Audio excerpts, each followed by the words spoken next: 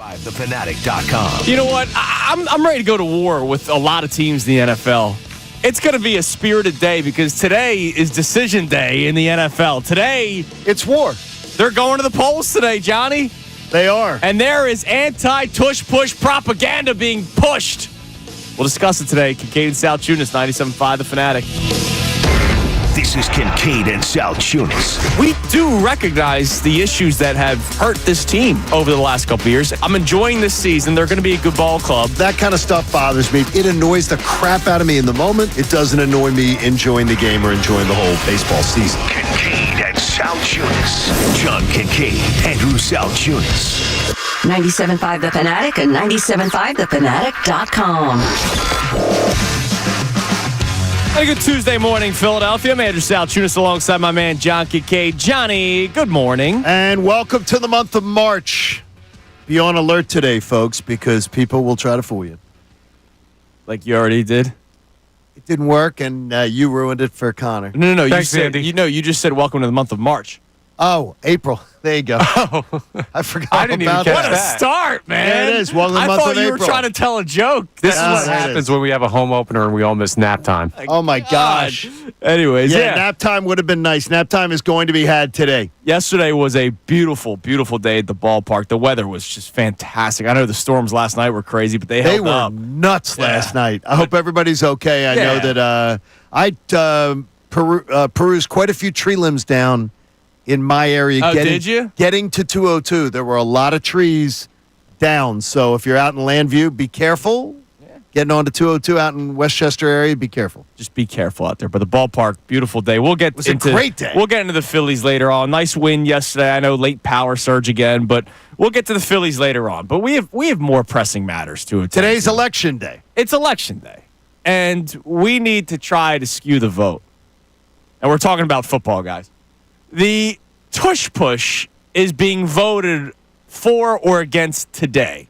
Now, again, in case people don't know the rules, 24 teams need to vote to ban against the it. tush push. Correct. Yeah, 24 teams, because the vote is to ban it, not to keep it. So they need 24 teams to support the hypocrisy coming from Buffalo, the sissiness coming from Green Bay, Oh, man. and the this isn't a football play coming from L.A. with Sean McVay and the Rams. If you need more of a reason to dislike the boy genius, he's now coming up with the this is not a football play rhetoric that we've been hearing for a Well- couple of years now, even though, to me, football's physicality, and that's what the tush push is. I think he used some of Connor's torpedo bat logic yesterday. Ah, okay. We'll hear it later. All right, yeah, but we will play it for you. I think he used some of the logic. Doesn't like how it looks. Doesn't like how it looks. It's ridiculous. Anyways, That's crazy. yesterday, before we left here, when we did our promo, you wanted to talk about how the Eagles are becoming the team that people want to be. But Johnny, yes, because I have a great tweet that I can't wait to read from you from a former divisional player on the biggest rival of the Philadelphia Eagles. But it's not just people want to be the Eagles. Johnny, people want to take away from the Eagles. Yeah, they do, because this is, I swear to you, this is exactly what I've always wanted. I've always wanted to root for a team like the Eagles are right now. And if you told me a year ago that this is where we'd be sitting, I would have been so happy and so proud. Absolutely. Because to have the entire sports world talking about the tush push, to having, I think, 14 coaches or whatever it was go on the record yesterday about their thoughts on the tush push. The Eagles, everyone is obsessed with them. Now, we are obsessed with them in this business 24/7 in this town. Hell yeah, man. But the entire league is obsessed with them. And that makes me so happy. It gets me so excited because I've always wanted to root for that team. Yeah. Because I don't think the Eagles are villains yet.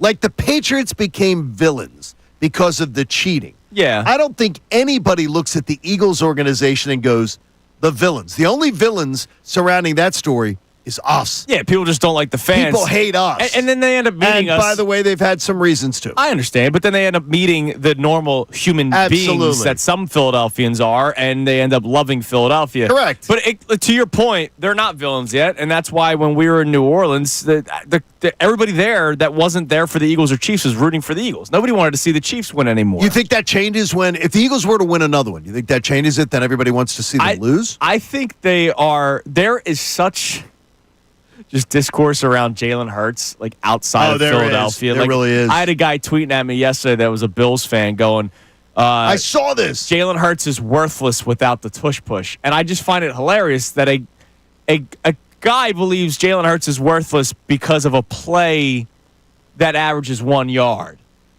Like imagine that. The Super Bowl winning, the MVP, Super Bowl MVP would be worthless without a play that averaged 1 yard. And by the way, his performance in the Super Bowl had nothing to do with the tush push. Did they even run it all that much in the Super Bowl? I don't really remember them running the tush push. Well, they did it for the first touchdown because Jahan Dotson went out on the half-yard line. Right. And then Chris Jones lined it up sideways and hurt his neck. Tried to That's hurt right. his neck. All right, No. I think he pretended to hurt his neck. Yeah, probably to try to push this propaganda. Exactly. So I'm with you, John, and I would love to talk to the people about this today at 610-632-0975. You and I have had this conversation before.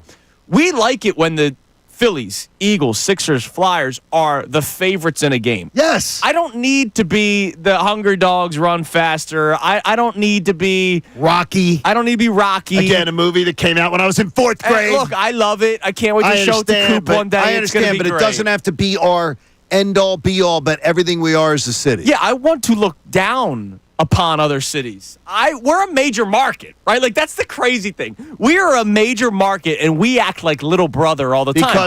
Because we're in the shadow of New York. And they have a lot more championships, which all this is true, by the way. Boston, more championships. New York, more championships. L.A., way more championships. And it's not just because a lot of these cities have two teams. You know what I mean? Like, the Yankees have 27 World Series on their own, okay? So I understand that we feel like little brother at times, and we feel like the underdog because we don't have as much success. But, man, the Eagles have been one of the better franchises over the last 25 years.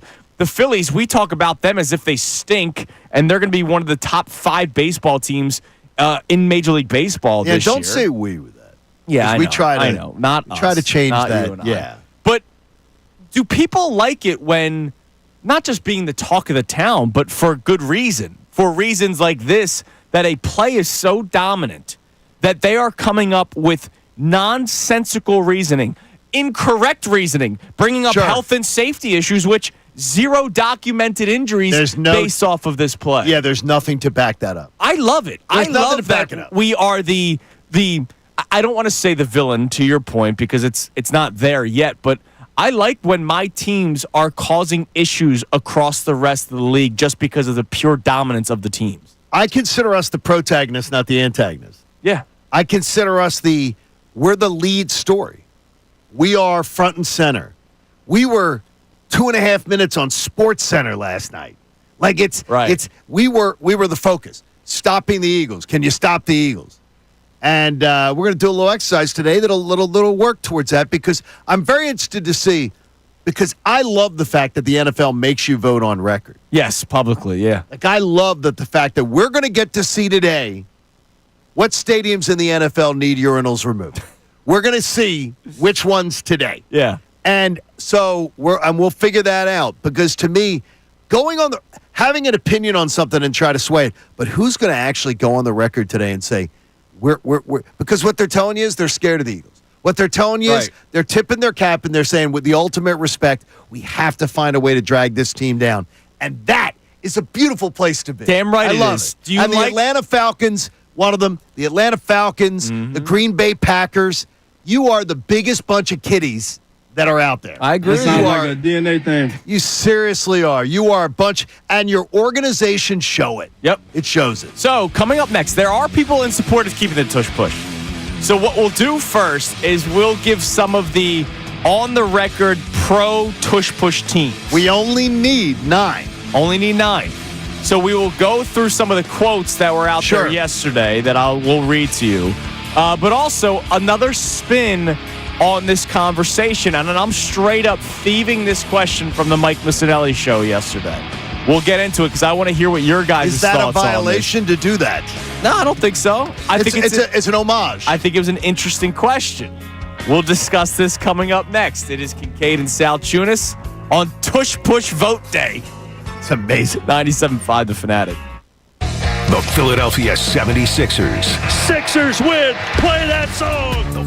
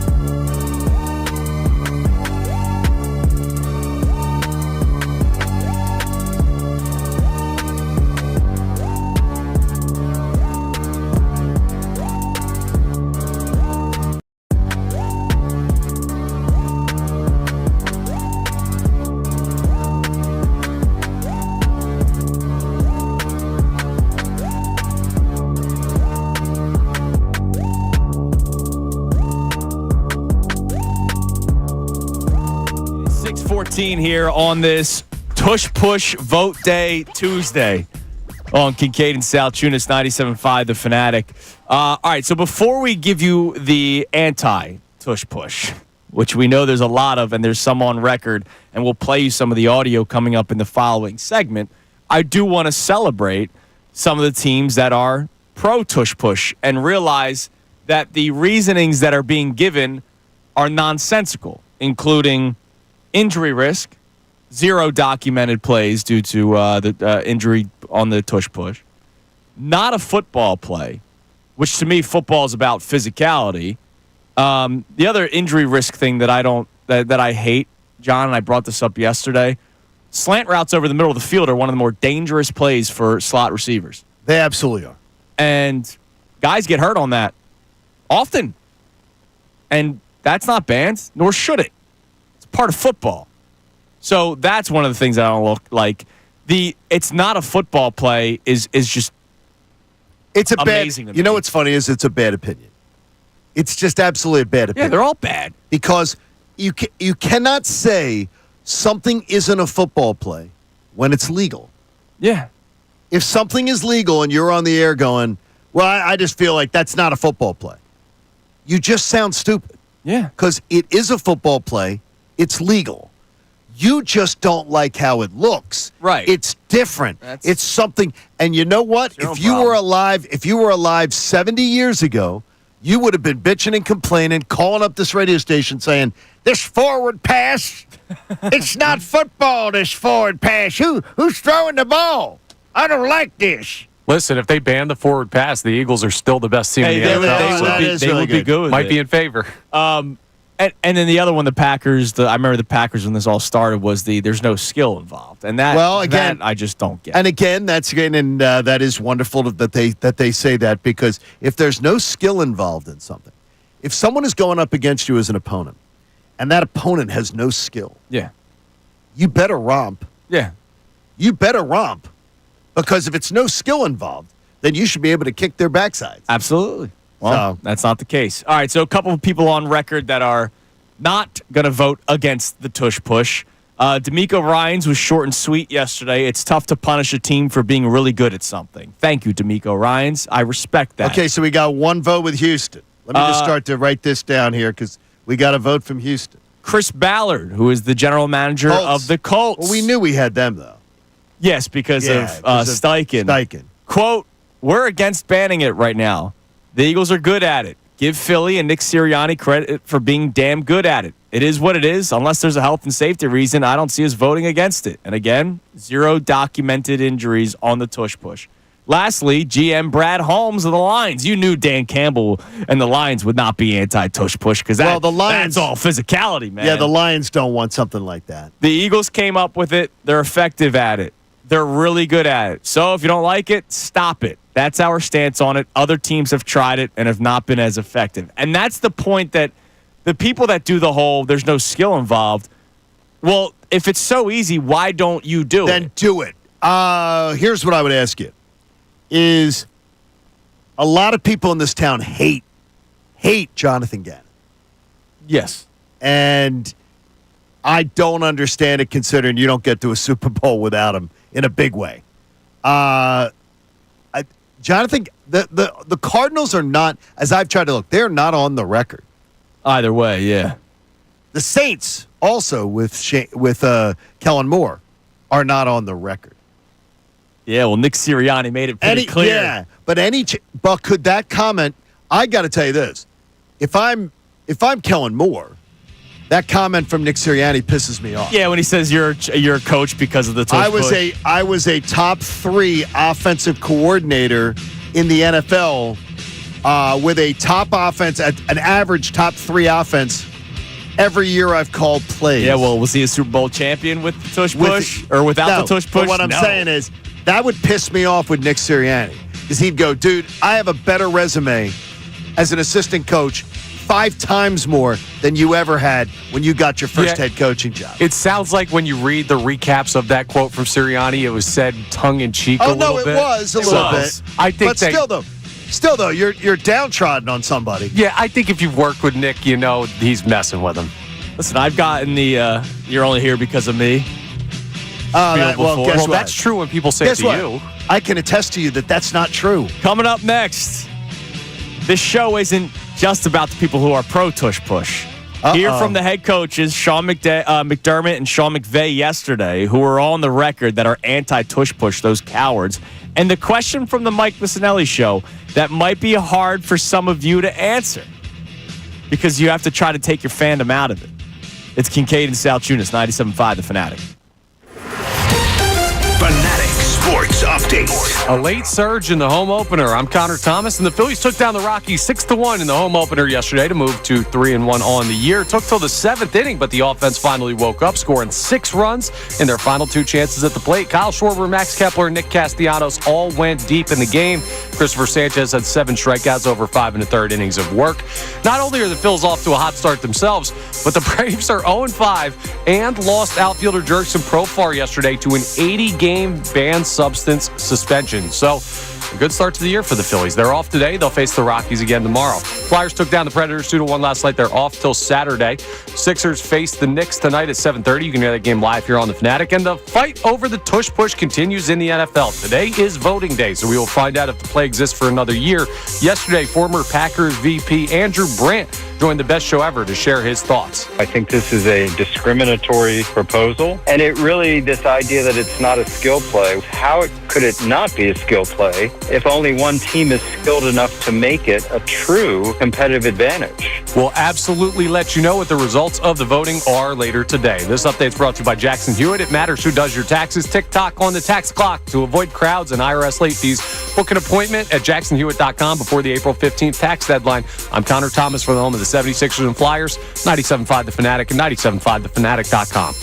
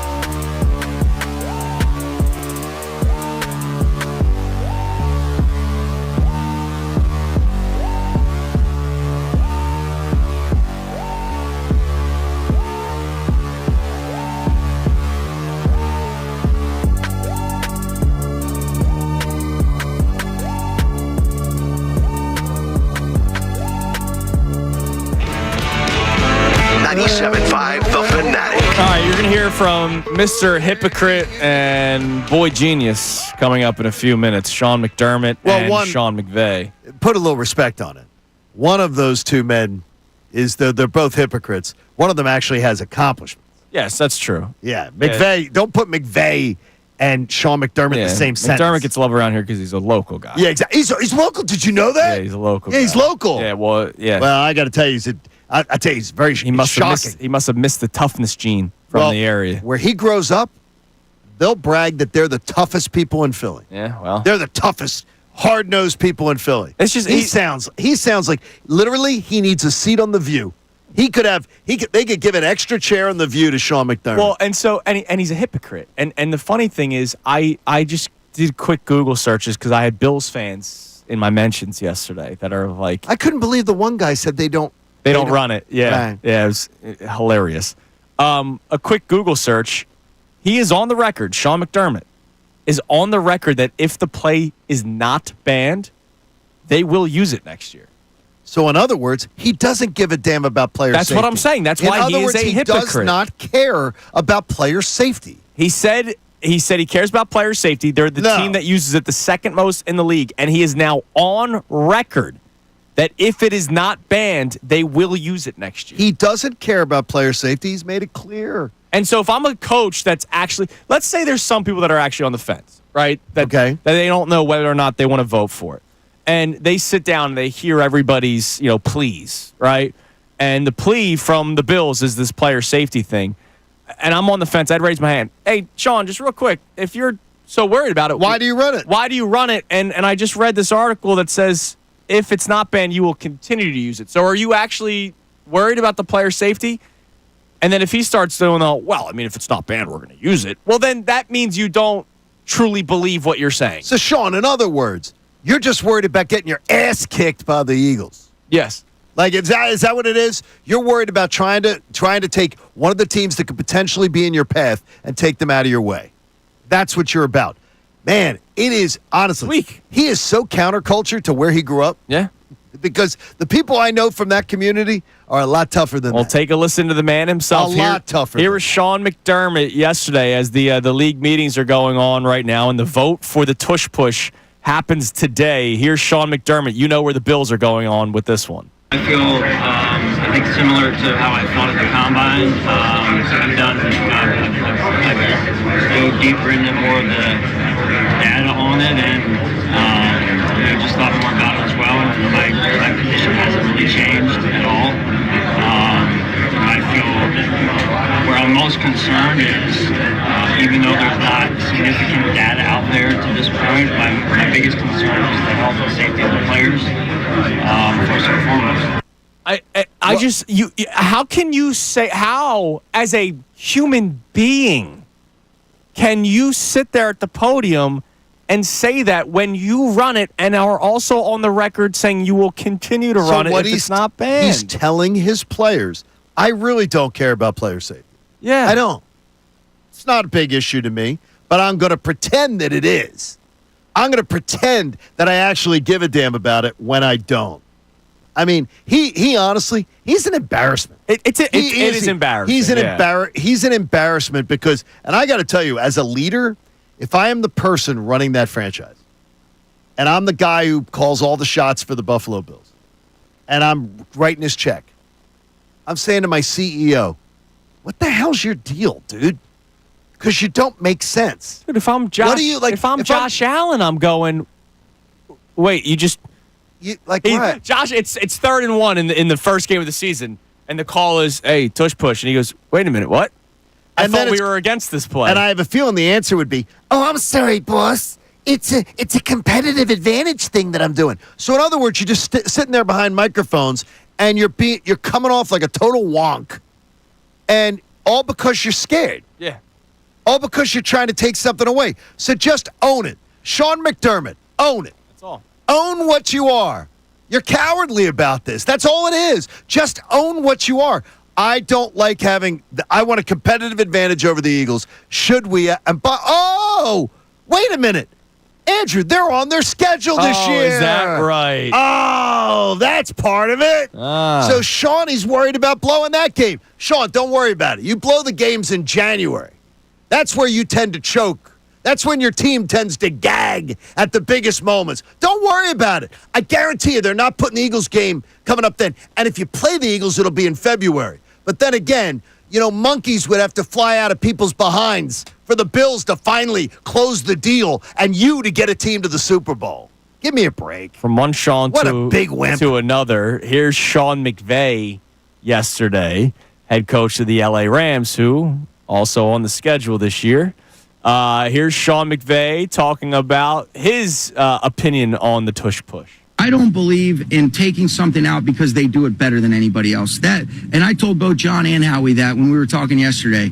What I don't like is the optics of that play. Looks like a rugby scrum. And there are some health and safety things, which those things exist in short yardage and goal line situations as well. So I'm kind of conflicted because you don't want to be a hater because they do it better than anybody else. So I don't agree with that. But I also wish we didn't let the play in the first place in regards to just the optics of what it looks like. Doesn't look like football to me. It doesn't look like it. Sean! That's so stupid. For God's sakes. By the way, he is violating a code that he swore to. What's that? He did. He attended the same school as my daughter. And at Marist, when he is a member of the Marist student body, they have Marist student code of conduct. Okay. And they agree to carry this through the rest of their lives. They're supposed to live lives like the Marists. They're supposed to be giving, and they're supposed to be understanding, and they're not supposed to be punitive like this. Sean, you made a code, and you're not keeping it up. I can tell you that's bad. Connor, what was your That's code? bad, Sean. Did you have a student code of conduct? My I code don't was think C's. so. My code was C's get degrees. We did the dare thing and the alcohol thing kind of wore off once I turned 18, 19. We'll say 21 for the sake of everything. No, this is like they actually do this is supposed to be the way you are going to live your life forever after you leave Marist. This is the way you're going to live. And by the way, they really do try to talk it up and live it that way. And so, Sean, you forgot it. You must have been at football practice that way. Coach Chadwick maybe had you out running extra. My code was happy graduation. Now go get a job. Now, I don't know. That was my code. I don't know what we had at O'Hara, but I'll tell you this is we had a good student body with a lot more. Well, let's just say toughness. So I have another question. I'm stealing this straight up from Mike Missinelli. How much are we upset about this debate over the Tush push because it's the Eagles play? So Mike is anti-Tush push. Mike's playing. Mike cannot. I have heard Mike Missinelli Mike Missinelli is one of the best framers of an argument that I've ever heard in my life. Okay. In sports radio. In our entire industry. I agree. He's freaking legendary about this. On this one, I cry BS. Complete BS. He doesn't believe what he's saying. Okay. He doesn't, because I've heard Mike make arguments. And when he makes an argument, it's impassioned. And it's fiery, and it's full of the facts, just firing left and right. Mike sounds like Sean McVay in this argument. It's just it doesn't look like a football play. No, Mike, it is. So he always likes to be the logical, like we're in court. Well, it doesn't look like a football play. Well, it is. So let's throw that argument out. A judge would never hear that. Well, they would throw it out. Let me ask you, because one of the points he tried making yesterday was if the Dallas Cowboys were the team that everybody was talking about with this play, would we want it banned because it was the Cowboys? And we may, but more importantly, as a judge would say to Counselor Missinelli, irrelevant. That's irrelevant to this case. But completely irrelevant. It's not court proceedings. It's a vote. And I got to tell you, I actually don't hate what Sean McVay had to say there. Wow. Oh, my gosh. God. You know why? Because the torpedo bat. It doesn't look All right, right. We'll hear Connor coming up next. We'd love to hear from you on this at 610-632-0975. Question one is, do you love it that people are trying to take away something from the Eagles just because how good they are?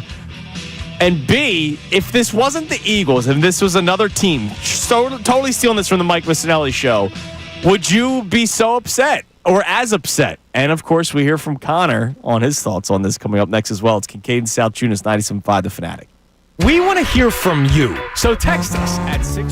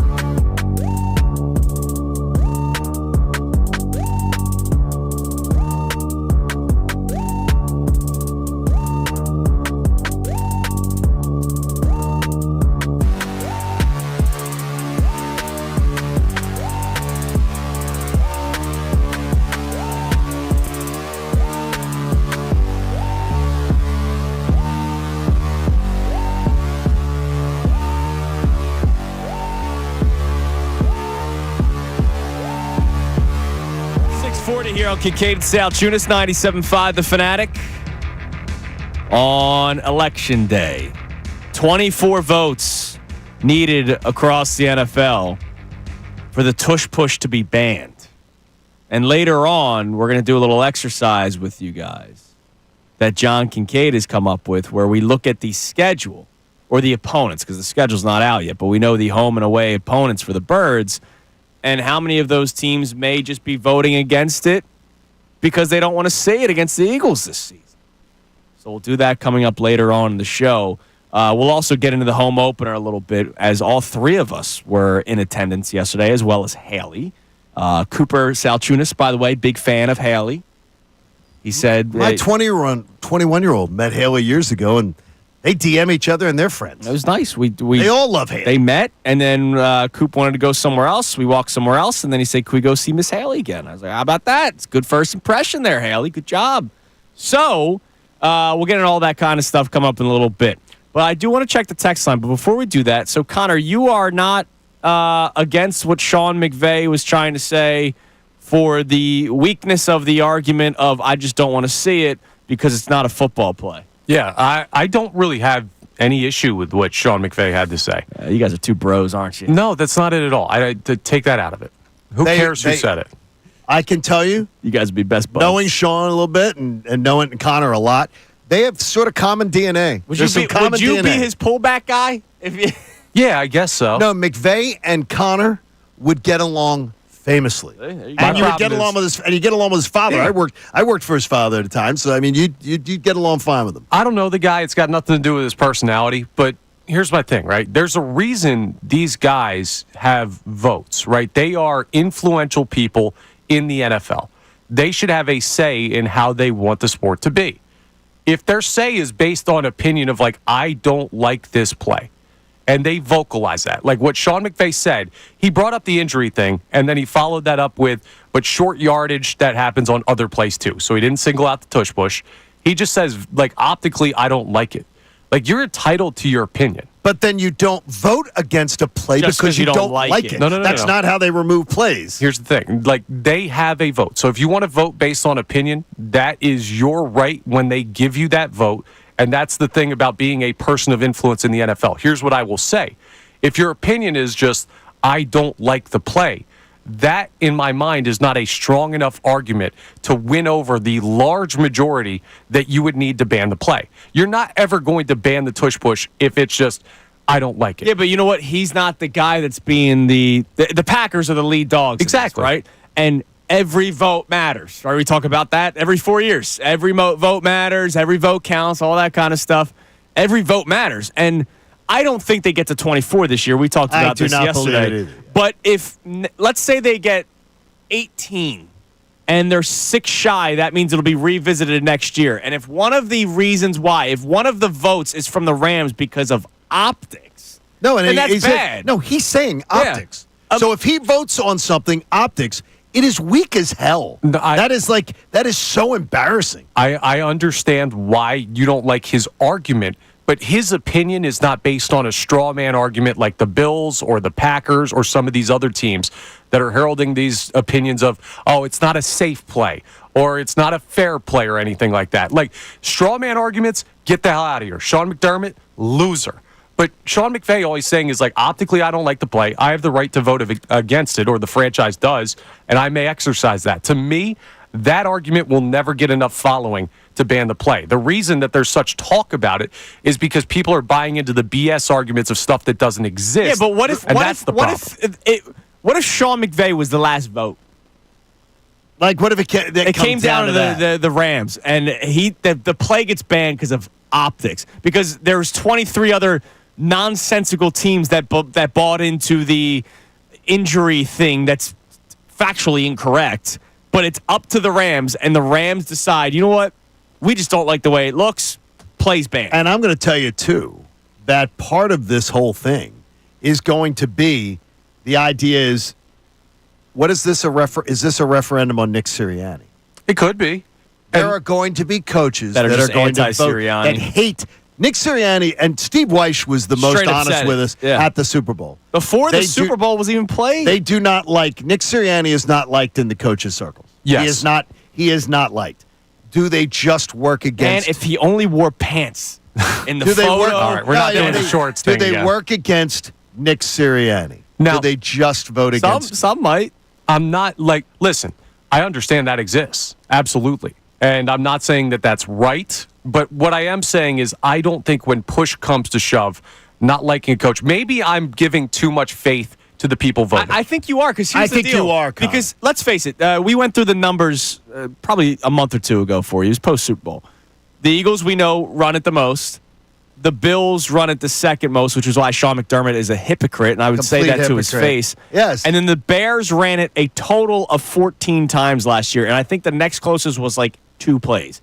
So there was really only 3 teams that used it a double-digit amount. Now, the Eagles used it a triple-digit amount over the last 3 years. The Bills came close to that, and then the Bears barely ran it. That means there's 29 teams that hardly use it or don't use it at all. So there might be teams that go, well, we don't use it anyway. Screw that guy. We don't use it anyway. We don't think it looks like a football play, so we're going to vote against it. There might be people. I think there's more people than Chris Ballard, the GM of the Colts, that go, why would you take away something that works for them? I think there's more people that are like, yeah, I don't like it, so let's just get rid of it. And that's weak. Yeah, but here's the thing, though, right? So, perfect example. The Lions brought up canceling out the automatic first downs on the personal foul calls or whatever, on the holding and the illegal contact plays.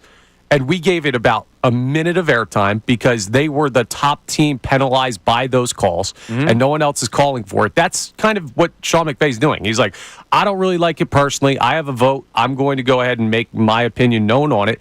But if there's not these straw man arguments from other teams, then it gets no traction. The problem are the teams that are making up BS that doesn't exist to try and kill a play that they don't like. But then Andy Reid, yesterday, we read his comments. He goes, look, I'll have to wait and see what they say.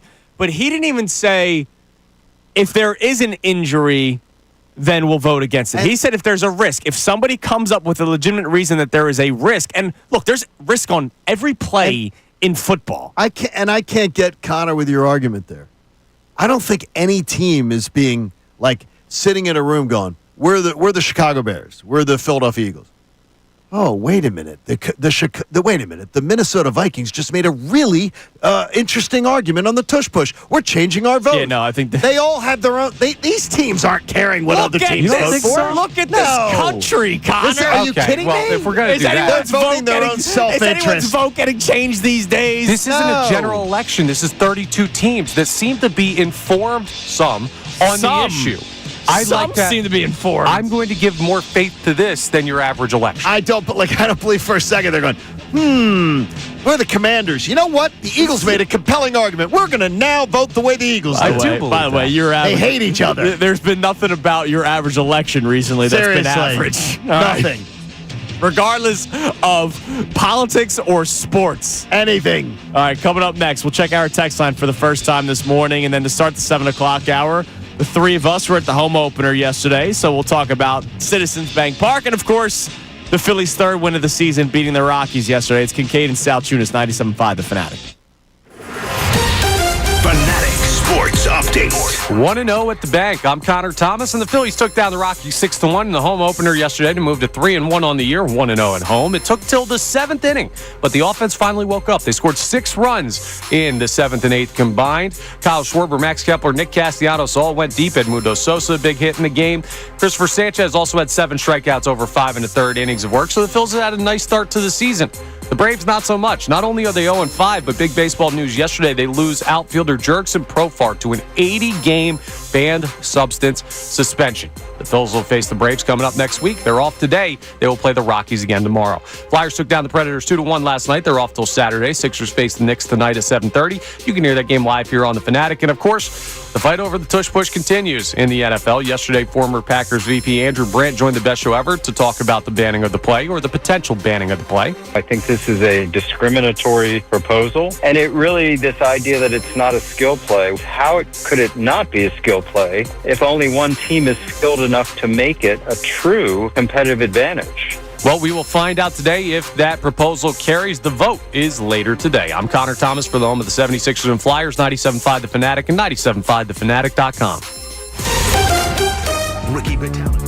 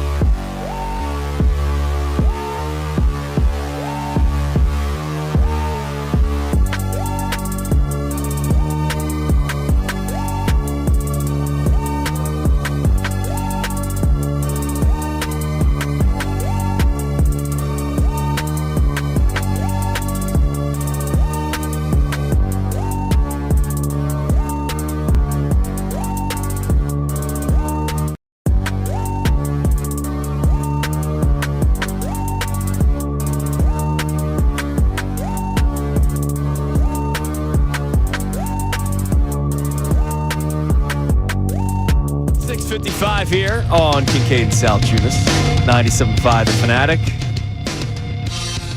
All right, we check our text line here as we are discussing the Tush Push. Today is election day. Get out and vote, people. Oh, wait, sorry. Only 30 teams can do that.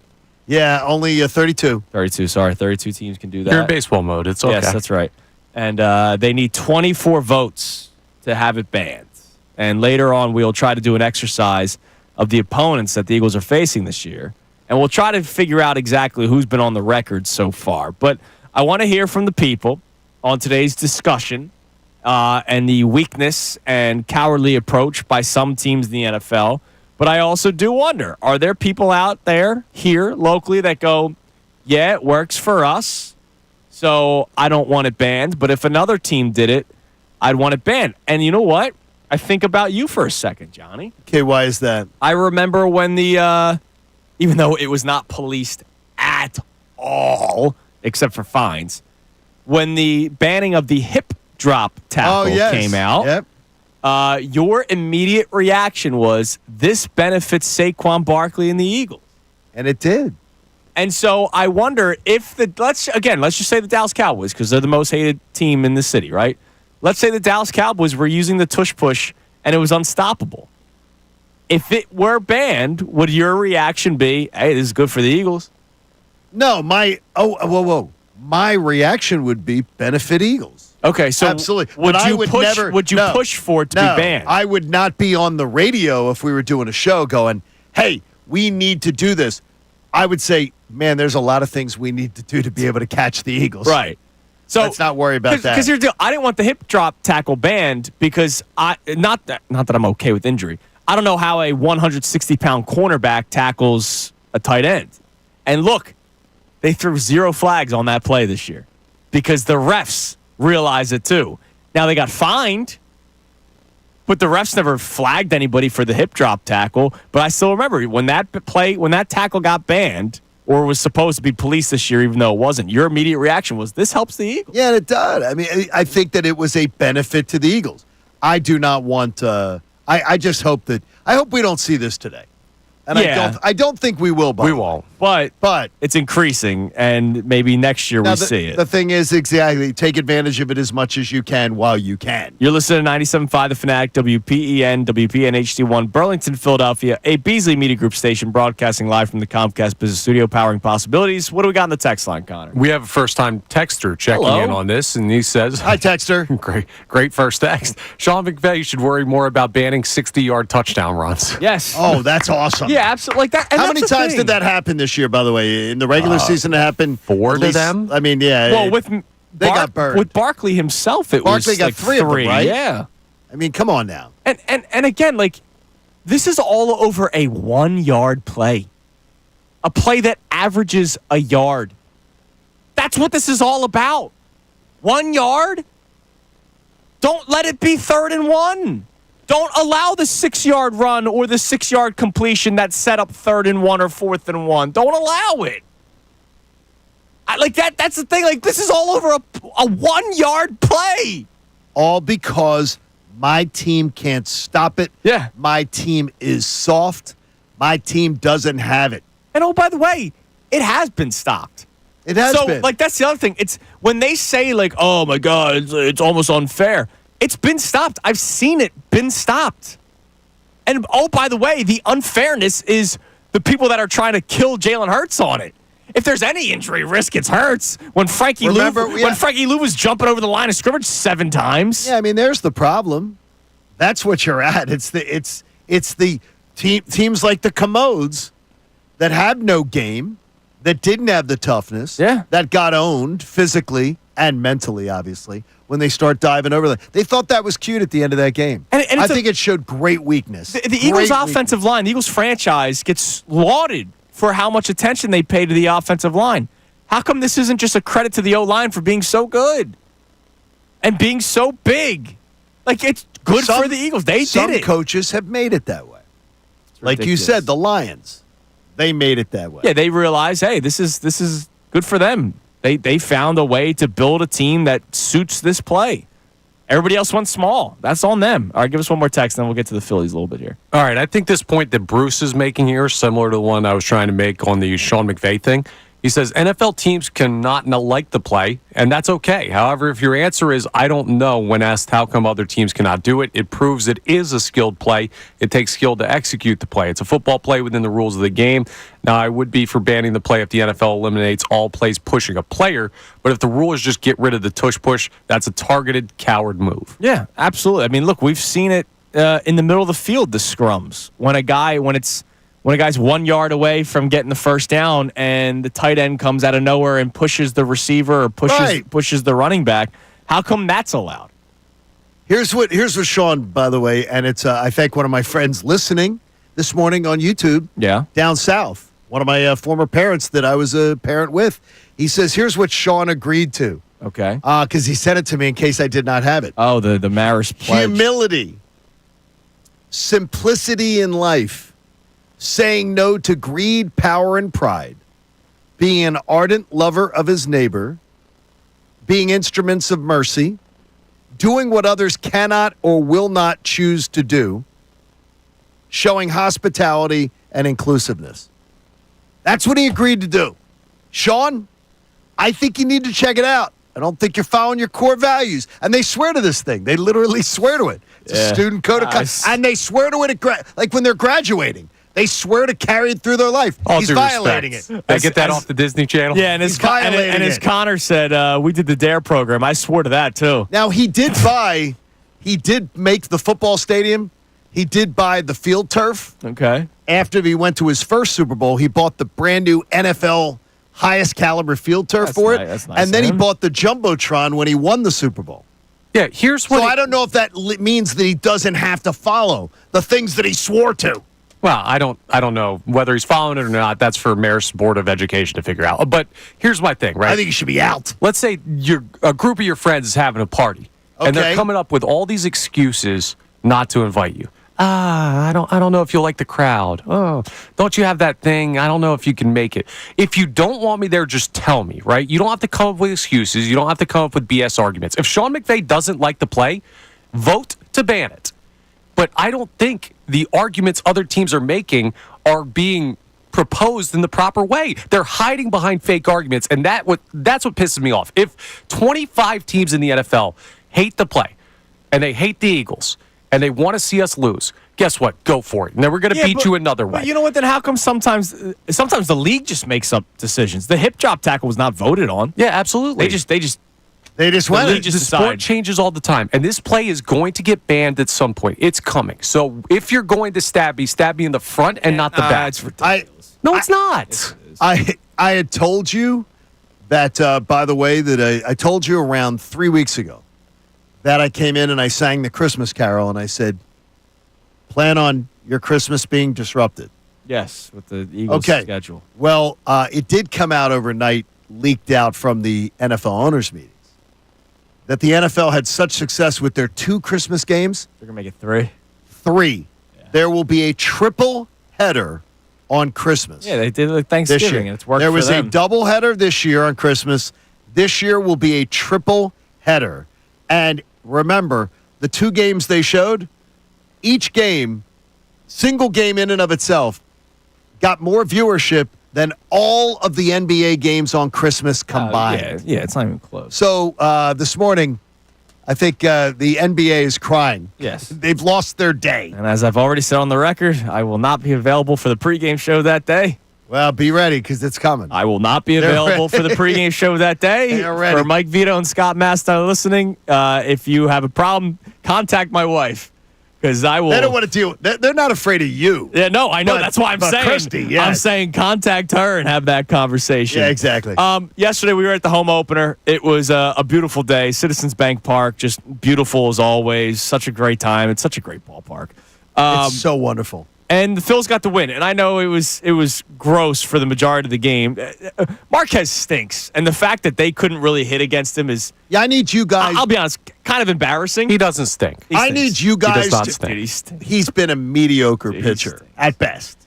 And the Phillies made him look again. The Phillies are making starting pitchers, really mediocre starting pitchers, yeah, look really, really good. I need you and Connor to stop talking about how bad the opposing pitching they're facing is. So talk Because about how you keep- good they are. Because you keep saying it, and then the Phillies go out and make them look like Cy Young You're Award right. winners. You're right. 2 earned runs they've scored. They scored.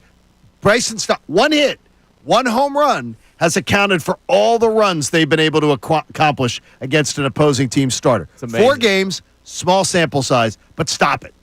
Let's talk about let's show these guys proper respect because you're building them up. You're building these Kyle guys up. Freeland is really, really good. He's really, really good. He's actually not By bad. the way, I And think he's a he's lefty, okay. so I it's know. going to be I I a like tough him. one. No, exactly. He's actually not a bad pitcher. But look, ultimately they got the win. Kyle Schwarber just continues to be on this power surge. I know we're only 4 games of the season, but he's got 3 home runs already. Good to see Kepler. Kepler's been a nice piece so far. Nice day yesterday, 3 for 4 with the home run. Castellanos, a couple of hits, including a home run. They went back-to-back yesterday. He's becoming the new pinup boy. The fans love him. Yeah. He got big squeals yesterday.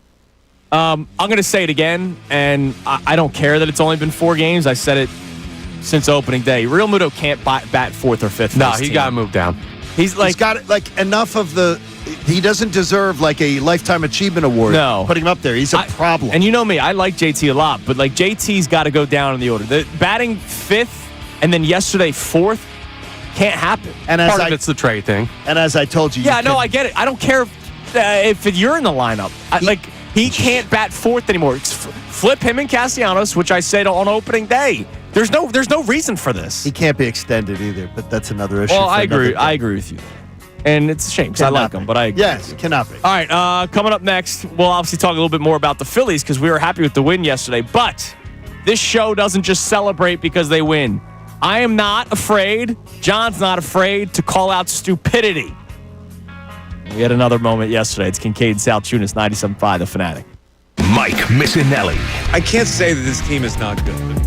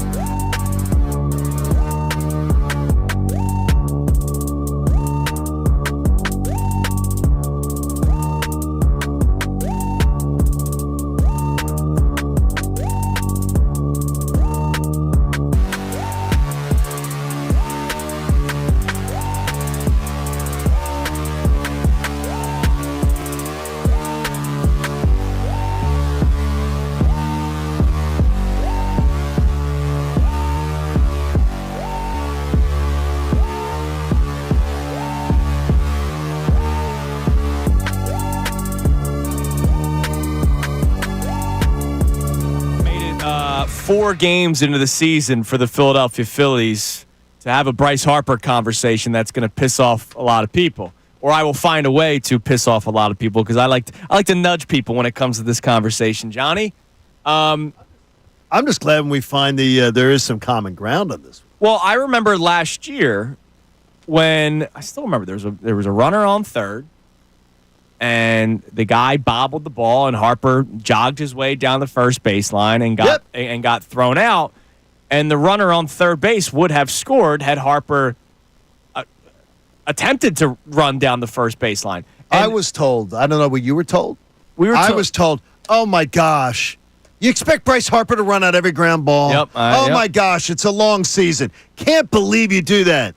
Yep. Ask Charlie Manuel. Yeah. About running out ground balls. I remember having that conversation last year, and a lot of people were bothered by us. But at the same time, people love how aggressive he is trying to get extra bases. So it's funny that you'll defend him when he doesn't run out the box on a ground ball that he would have been safe at first base on if he busted it down the line because the third baseman bobbled the ball. And, oh, by the way, the Phillies would have scored a run, and they had lost a couple games days before, so it would have been an important spot. But then you celebrate him for being he's always trying hard and pushing it, blah, blah, blah.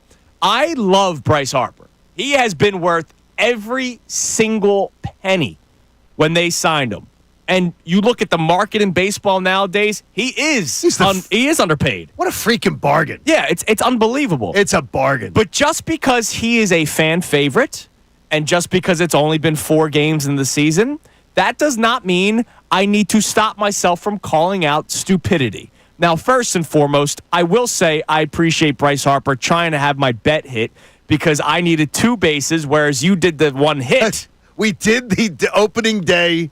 We did the opening day bet yesterday. We had the exact same parlay. We were same one thing exact away. one, except I had Harper for a hit. You had Harper for 2 bases. And he almost hit a home run in the first inning, and it didn't happen. And Harper won it for me. Yep. He got 1 base. And he tried winning it for me. Stupidity.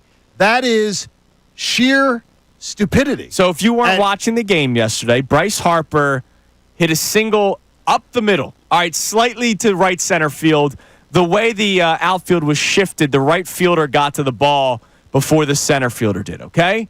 I have the video frozen right now on my screen. The ball enters the glove of right fielder Nick Martino, who, by the way, he's coming in on the ball, by the way. So this isn't right. He wasn't going away from second base.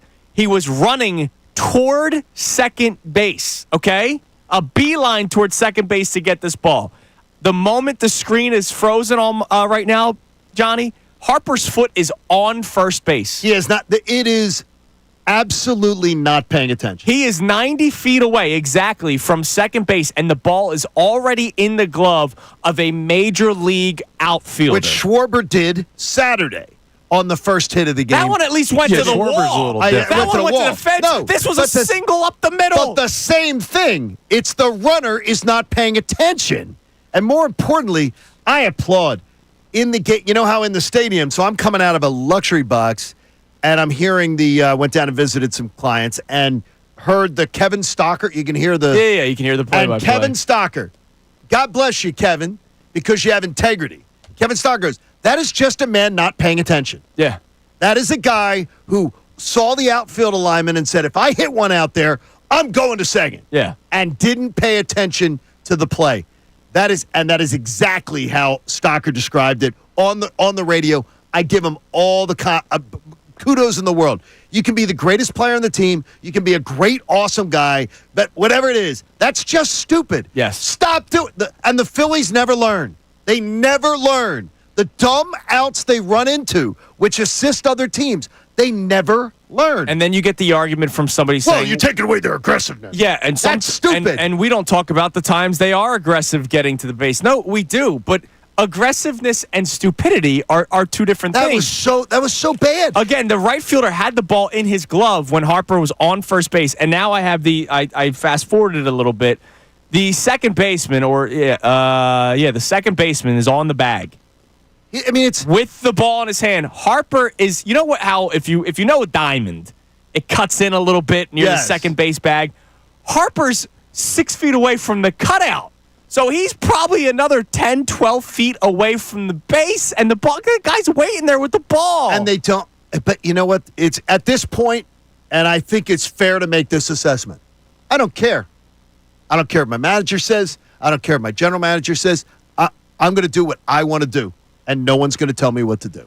Because at this point, it's just there's an arrogance to it that it doesn't make sense. It's Little League baseball. And don't give me don't give me the whole, well, it was a 4-1 ball game. No. Like, I don't need any of that. Not when you knew Romano was coming in. And by the way, was fine, by the way. Oh, by the way, I think that was the first down in the inning. He led off the inning, so yes, he did. It was.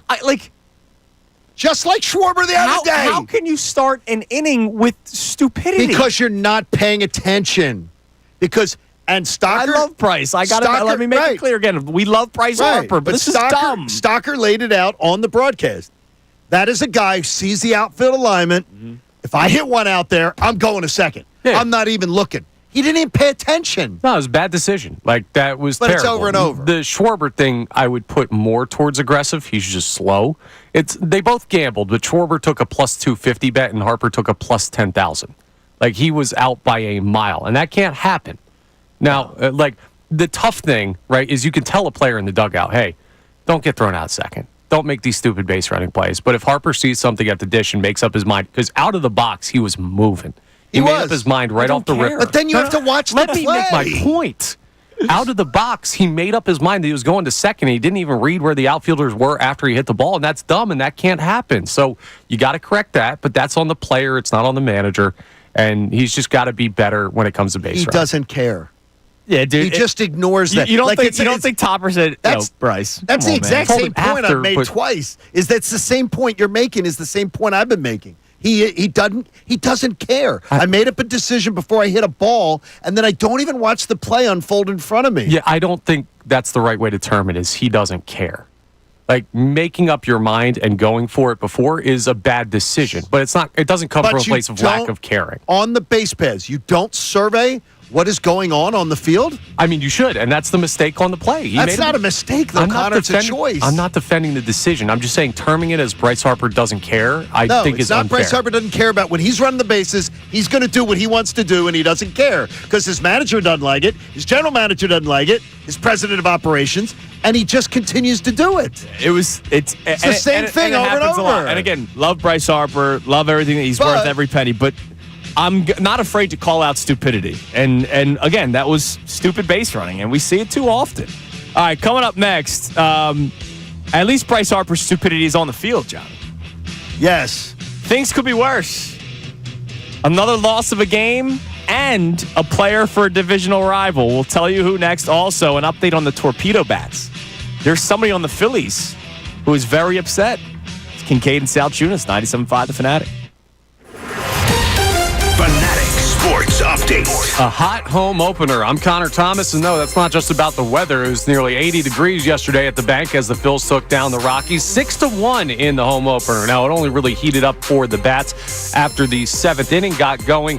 The Phillies scored 6 runs in the seventh and eighth innings combined. Kyle Schwarber, Max Kepler, Nick Castellanos all went yard in those 2 innings. Christopher Sanchez had 7 strikeouts over 5 1/3 innings worth of work, and the Phillies are now 3-1 on the year. Not only are the Phils off to a hot start, but the Braves are 0-5, and outfielder Jerkson Profar yesterday was banned 80 games for using an illegal substance. So the Braves lose their big offseason acquisition, and the Phils will see them next week. The Phils are off today. They'll face the Rockies again tomorrow. Flyers took down the Predators 2-1 last night. They're off till Saturday.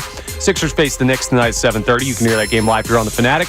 And today's the day. The vote for the Tush Push will come down from the NFL. The fight over the Tush Push continues, and Andrew Brandt, former VP of the Green Bay Packers, talked about it on the best show ever yesterday. I think this is a discriminatory proposal, and this idea that it's not a skill play, how could it not be a skill play if only one team is skilled enough to make it a true competitive advantage? We'll absolutely let you know what the results of the voting are. I'm Connor Thomas for the home of the 76ers and Flyers, 97.5 The Fanatic and 97.5thefanatic.com.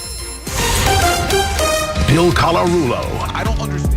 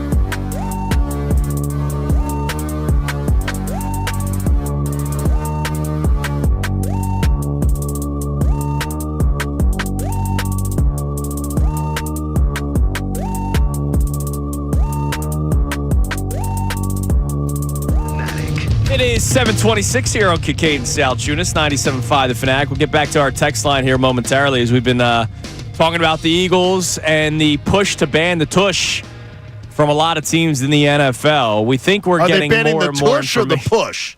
Because a lot of women and some men will stop watching. That's right. If they do ban that. You just saw the Patriots are pro keeping the tush push. Is that correct? Yes, Mike Vrabel is completely against banning. It's because he's a football guy. Because he's actually has testosterone.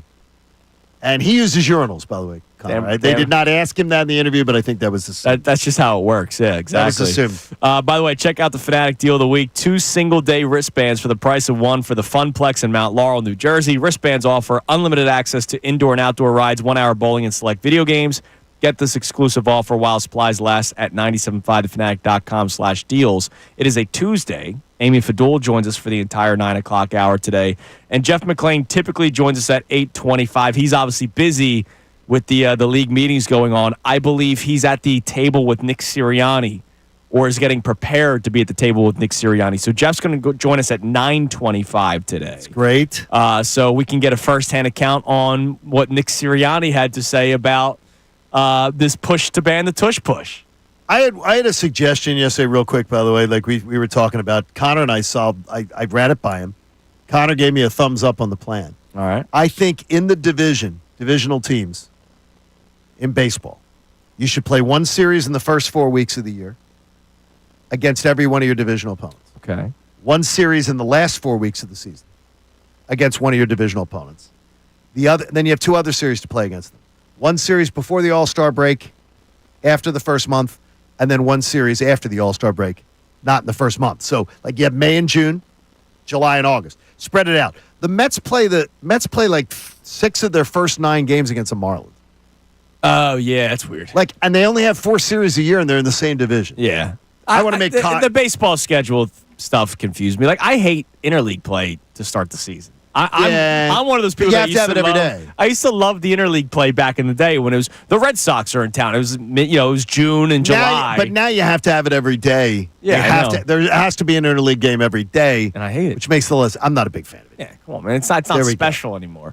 The Braves, by the way, before we get back to our text messages, they lost again yesterday. They're playing the Dodgers. They're 0-5. They are 0-5. And remember, before the season started, we talked about the importance of winning early for the Phillies. So even though they haven't necessarily looked pretty in some of these games, 3-1 is important because the Atlanta Braves eventually will get healthier. Ronald Acuna Jr. will come back at some point. Spencer Strider will come back at some point. He'll be back in early May, most likely. And right now, the Braves are struggling without those 2 players. They are 0-5 to start the season.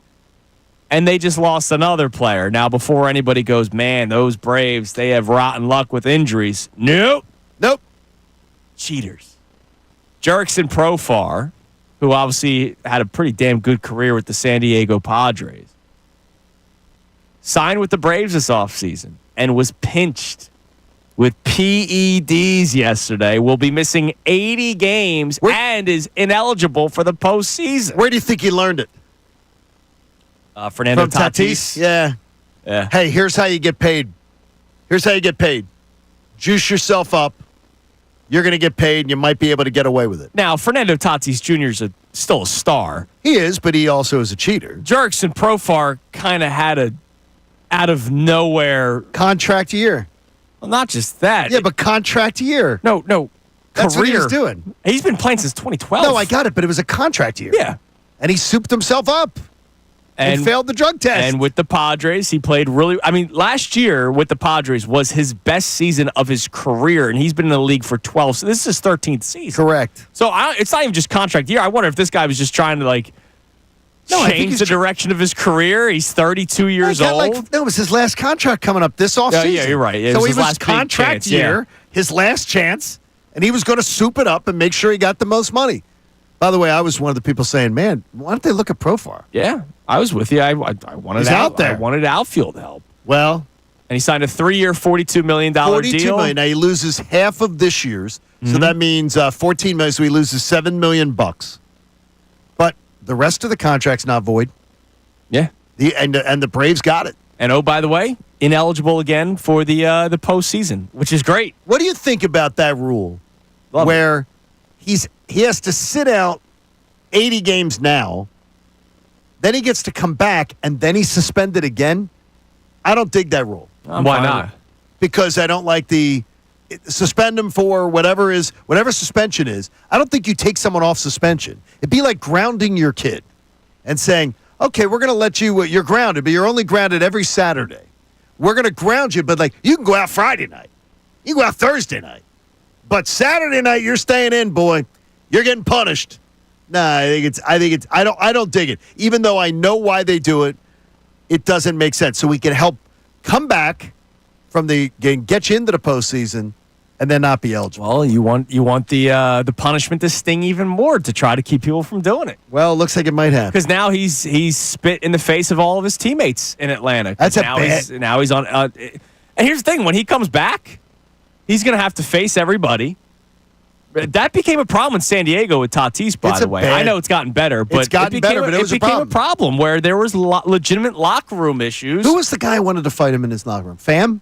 Well, he wanted to fight. He wants to fight everybody. Wants to fight everybody. No, but Pham was for over that. I think it was Tommy. Yeah, Pham. Probably. But he wants to fight pretty much everybody. Also, another quick update for you on the torpedo bats. So, Alec Boehm was using one yesterday. It led to a single. Alec Boehm was using a torpedo bat yesterday. Again, Stott ordered them. Yeah, a lot Harper of guys ordered them. Some others. And so, it's going to make its rounds across Major League Baseball. Now, the question will be, do they ever police it? There's nothing wrong with you using it now. It is not illegal. But I do believe that Matt Strahm, reliever for the Phillies, as we know, made an interesting case to be against the torpedo bat. What was his case? He's not saying, people can't use it. He knows it's legal. He would like them to be banned, and his reasoning being saying, let them use whatever bat they want, but let's also allow pitchers to use whatever hitters have in the on-deck circle and not check us like we're criminals every time we walk on or off the field. I'm just a pitcher, but I'm assuming better grip helps you swing harder, right? Remember when they got rid of the spider tack and all this stuff for pitchers, a lot of it had to do with the gripping of the new slicker baseballs. And if you remember, when they first got rid of the spider tack, hit by pitches increased because people forgot how to actually throw a baseball without having any sort of substance on their hands. And if you're going to police pitching, why don't you police hitting a little bit more? These bats, I don't know if it's going to increase home run productivity. I have no idea. The Yankees could have just been on a tear. It happens. And by the way, Judge doesn't use them, and he hit 3 of those home runs that game. I would guess that it's going to increase home runs and increase strikeouts. Maybe. That would be my guess. Is that because someone may get a little drunk on the taste of trying to hit a long ball too. And I would imagine it makes it a little more difficult. That bat makes it a little more difficult trying to place a ball out and to doink it in. Like some of the dribblers? Yeah, because all you're trying to do is barrel it up. Right. That's all you're trying to do. But I do find that Schwarber's regular bat looked really good so far this year. Exactly. But I think Strahm makes an interesting case. Look, you guys check us for everything, and yet you're just going to allow this bat that seems to have helped home runs being hit. What do you want checked on the bat? Well, he's not saying that. No, he's saying allow us to use the sticky stuff again. No, that's different. I don't disagree with him. The bat's completely legal. Why are we letting it? The bat's legal. The bat is legal. Until you make it illegal. Yeah, but it's not illegal. Yeah, but John, that's just a decision. You can make a different decision if you're Major League Baseball. Why would they make it illegal? It's legal. Then, okay, why would they Ticky-tack stuff is a competitive advantage. There's no competitive advantage to the bat. Anybody can use it. We don't know that yet. Well, you're right. Anybody could use it. Anybody can use it. Anybody could use spider tack. No, you can't. Because that's doctoring a baseball. Spider tack is actually illegal. You're doctoring a baseball. But I'm saying if it was allowed, anybody could use it. It's the same Yeah, but one doctors a baseball. And you're doctoring a bat. No, you're not doctoring a bat. Put this together. It's the same thing. You are technically doctoring the bat. No, you're not. It's a legal bat. Right, everybody could do it. If they made spider tack legal to use, then anybody could use it. No, it's not the same. Yeah. because Spider Tack is manipulating a baseball. And this is manipulating a bat. No, it's not. This is not that complicated, John. It isn't. Everybody is swinging the same bat. It's the bat swinger that is going to make the impact. Putting illegal substances on balls is affecting its some motion. Guys throw 95, some its guys head. throw 85. The pitchers are going to be different. Right, exactly. It's the same exact thing. It is All right. not. Coming up next, we'll go That's back. why one's legal, one isn't. We'll get back to our initial discussion about the tush push. So, who on the Eagles' schedule is pro and anti-tush push? We'll try to start putting 2 and 2 together coming up next. It's Kincade Salciunas, 97.5 The Fanatic. Tyrone Johnson. They're in the Sixers territory with better weapons. They're certain.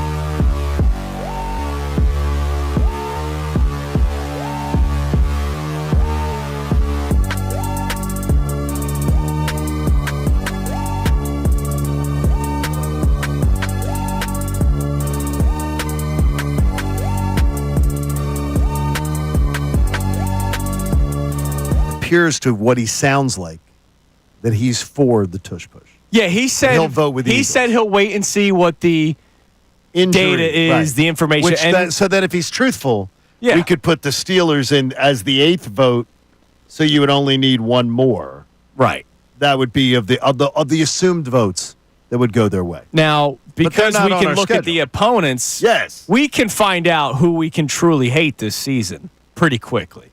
So All right. what do we got? All right, let's just do this and if you're driving in the car or you're listening along, just play along in your head and count in your head. So the Eagles have 14 opponents. Yes. The Cowboys, they play twice. The Cowboys will vote against the tush push. They want it banned. The Cowboys will vote to ban the tush push. Stephen Jones, obviously son of Jerry, he said the other day, if we don't allow pushing in certain aspects, why should we allow it on this play? So they're on the record That's that where they they're want going it to go. banned. Yeah. All right, where will the cowardly Giants go? Any idea? Well, because we don't want to vote. I don't want to put them in the no column where they're voting against the tush push, unless we have a sense. I don't know where the Giants are going to go. I really don't know. I don't think I don't think any of us can comment on where we think the Giants are going. Nah. Unless they do the whole look, they're in our division, screw them. That would look really bad. Yeah. They already look what tough. hasn't looked bad? Right, exactly. Like what hasn't looked bad for the Giants? But I would imagine a division rival would say, well, we don't want to. It clearly helps them. Okay, we face them twice. All right, well, let's not give them the vote against, though. Commanders, I think we can say against. I think they'll vote against it, yeah. Because of the fact of the way that they conducted themselves when they were getting pantsed and then in once, the NFC and Championship then once it's game. announced by the referee that they could just award a touchdown if they continue doing it, right? I would imagine they say, screw this play, let's get rid of it. So even though Dan Quinn's a football guy. But oh, yeah, Dan Quinn, macho man. Macho man. I heard all the speeches. So Cowboys and Commanders we're going as no votes. Lions are already on our schedule. And they're on the record saying they will not go against it. Yep. The Rams, we know that Sean McVay now is going to be sitting. Yeah. Like Connor and Bill. And Connor's best like buddies Connor and with Bill. them and agrees with Hang them. on. The clip we played said, I'm conflicted. Yeah, So but he's voting against it. He's been one of the most vocal people to the point bring it where up. there was the report from ESPN that there was a spirited conversation in the hallway between Eagles personnel and Sean McVay. Maybe Howie won him over. He's very convincing. I doubt it. How about the Bears? Well, they used it They third did use most. it. I don't think the Bears are voting against it. I don't think they're By the way, voting against Ben it. Johnson from the Dan Campbell coach. I don't believe they're voting against it. I don't think so either, especially because they used it. But then again, it's a new head coach. Will he use the play? I'm not entirely sure. But he just built that offensive line. I would say that the Bears are pro tush push. How about Malcolm in the middle? Frankie Munoz, the Broncos coach. Sean, are we thinking that the Broncos are going to be against it? No, Sean McVay's a football. Not Sean McVay. He's a football guy. Sean Payton. Sean Payton. His name's Sean. And if we're going to put the other two Seans down as anti, we may have to just rope in all the Seans together. No, I think he's more rugged. Yeah, he's a football guy. Yeah, he's not as manicured. There's no eyebrow waxing going on. Now, then again, I will say this: he was the face of the pass interference.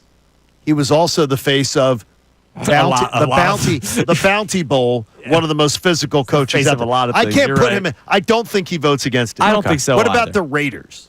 No clue. I have no idea either. I have no idea, but it's Pete Carroll. Well, and It's Pete Carroll. Brady was pro tush push, right? Brady was pro tush push. Like he was on the broadcast. Brady he didn't- said, "Stop it. Yeah. Learn to stop it. If you're going to do it, stop it." So I say don't think he the goes that Raiders way. will not vote against the tush push. We know the Packers are total meows. Yes.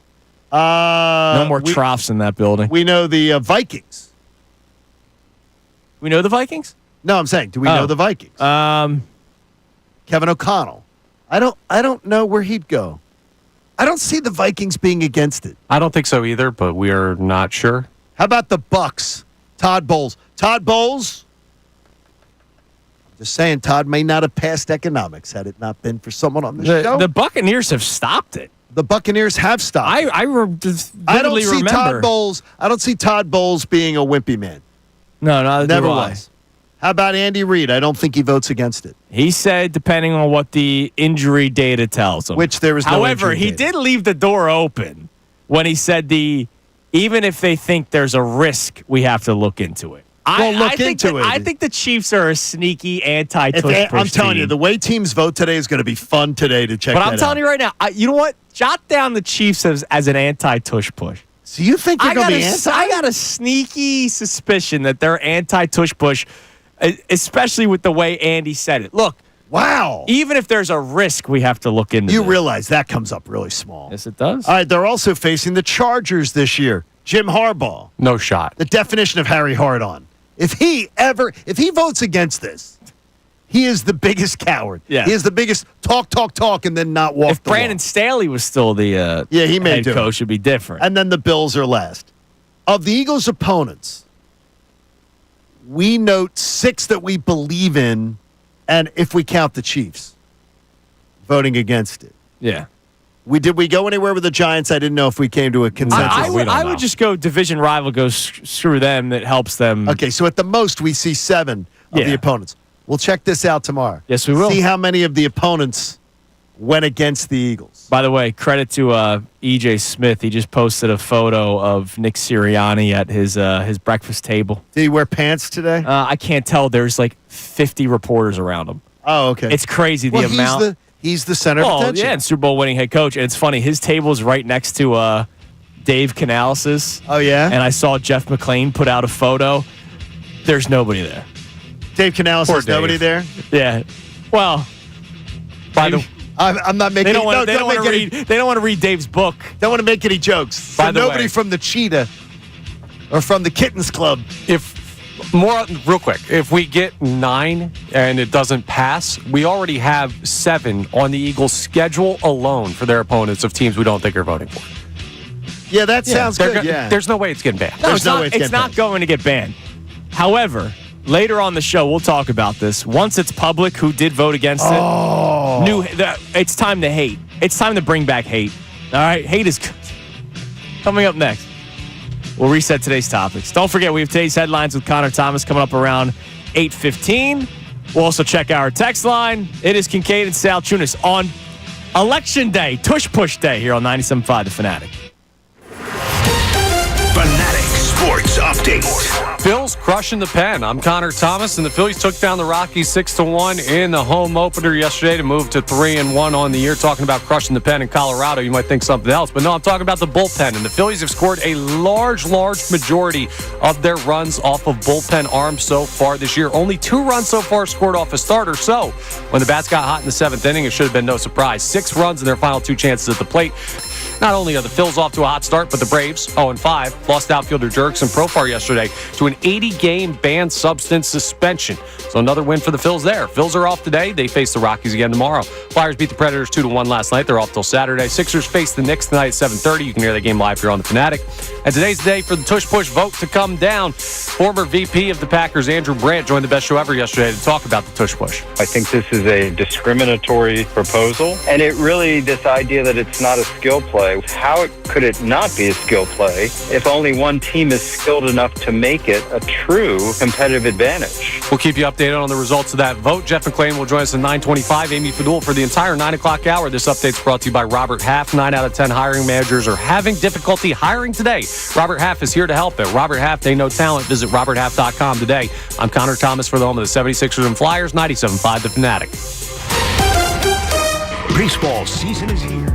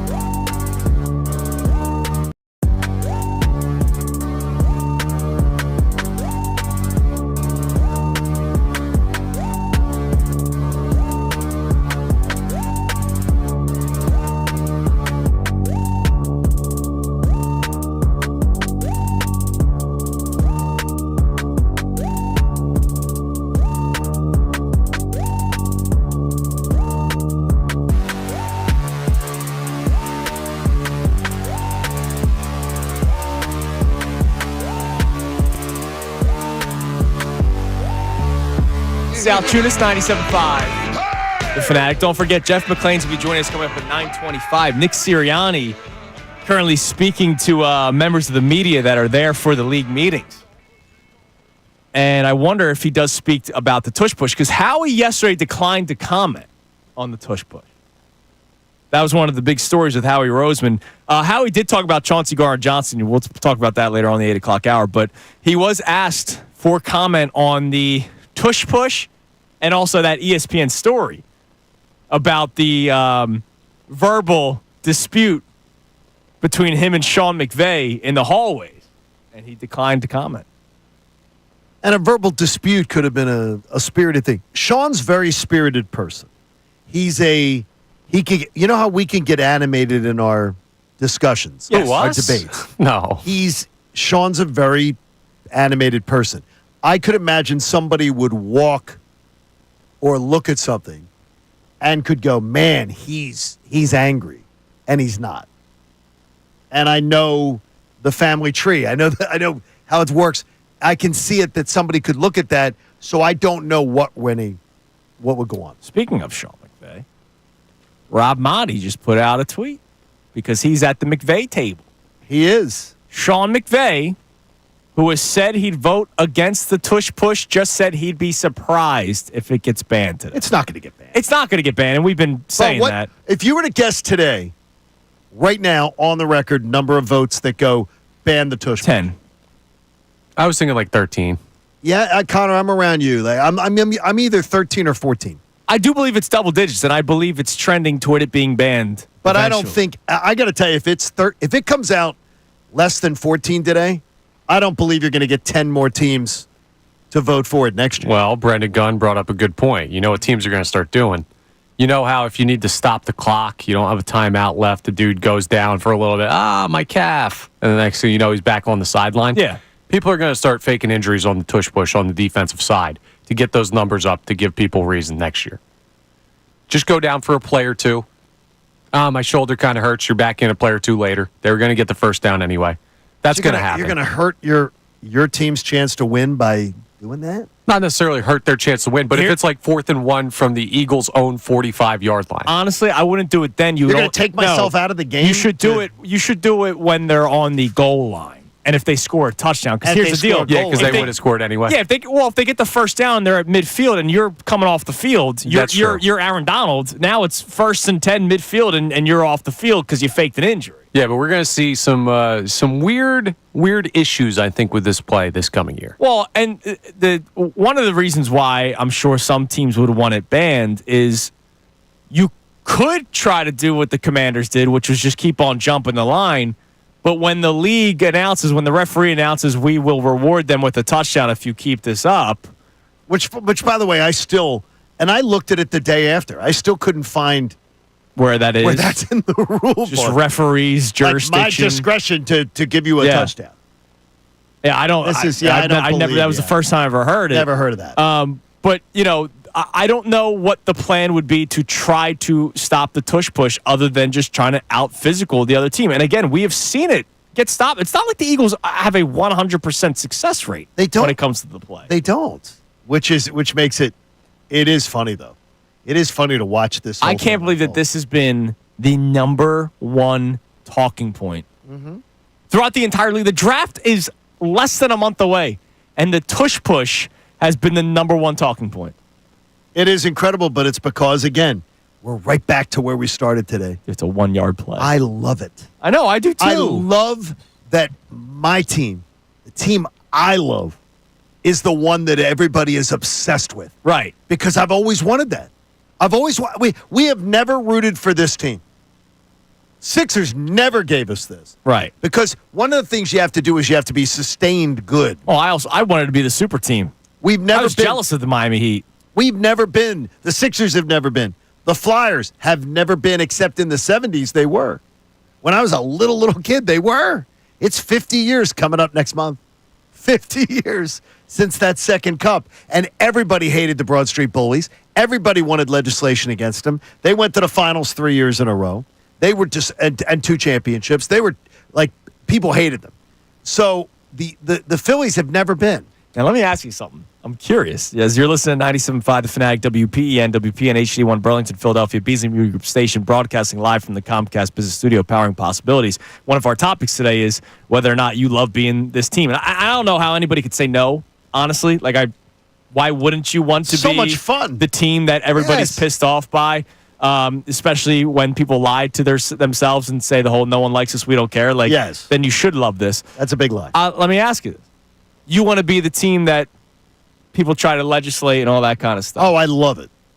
What if the Phillies did what the Astros did? The Phillies cheated? Yes. I'd be disgusted. I would be completely disgusted as a fan, and I absolutely would be one of those fans going, that feels completely... Because here's the deal. Houston never lost attendance. No. The Astros fans never went away. That feels completely tainted to me. So would you stop? What? No. What would you do? I'm just curious. I've never thought about this. What if the Phillies were the Houston Astros? They cheated. They had the big scandal. They won two World Series. I would hate the fact that every time I talked about my team's championship, somebody would be saying to me, "Well, you did cheat," and it's documented. Yeah. I would hate that. That would take away the joy of it. What would you say about Bryce Harper? Right. So Jose Altuve, he's a good baseball player, regardless of cheating scandals. That guy is going to go into the Hall of Fame one day. He's a hell of a baseball player, but obviously the cheating scandal was a big part of a little bit more success for a couple of seasons. Just like Barry Bonds with the steroids. Barry Bonds had 2 MVPs. Before he ever did steroids. Right. So, Barry Bonds was really good. He didn't need to do it. He just got better. Jose Altuve was already really good. Bryce Harper, already really good. What would you do if Bryce Harper, if this all happened, and Harper had the wire, didn't want his jersey ripped off, even though they said that had nothing to do with it? It would disgust me. What would you say? No, it would disgust me. To me, I've always looked at it as, I think it's a stain on the great career of Lane Johnson that he got dinged multiple times. Yeah, twice.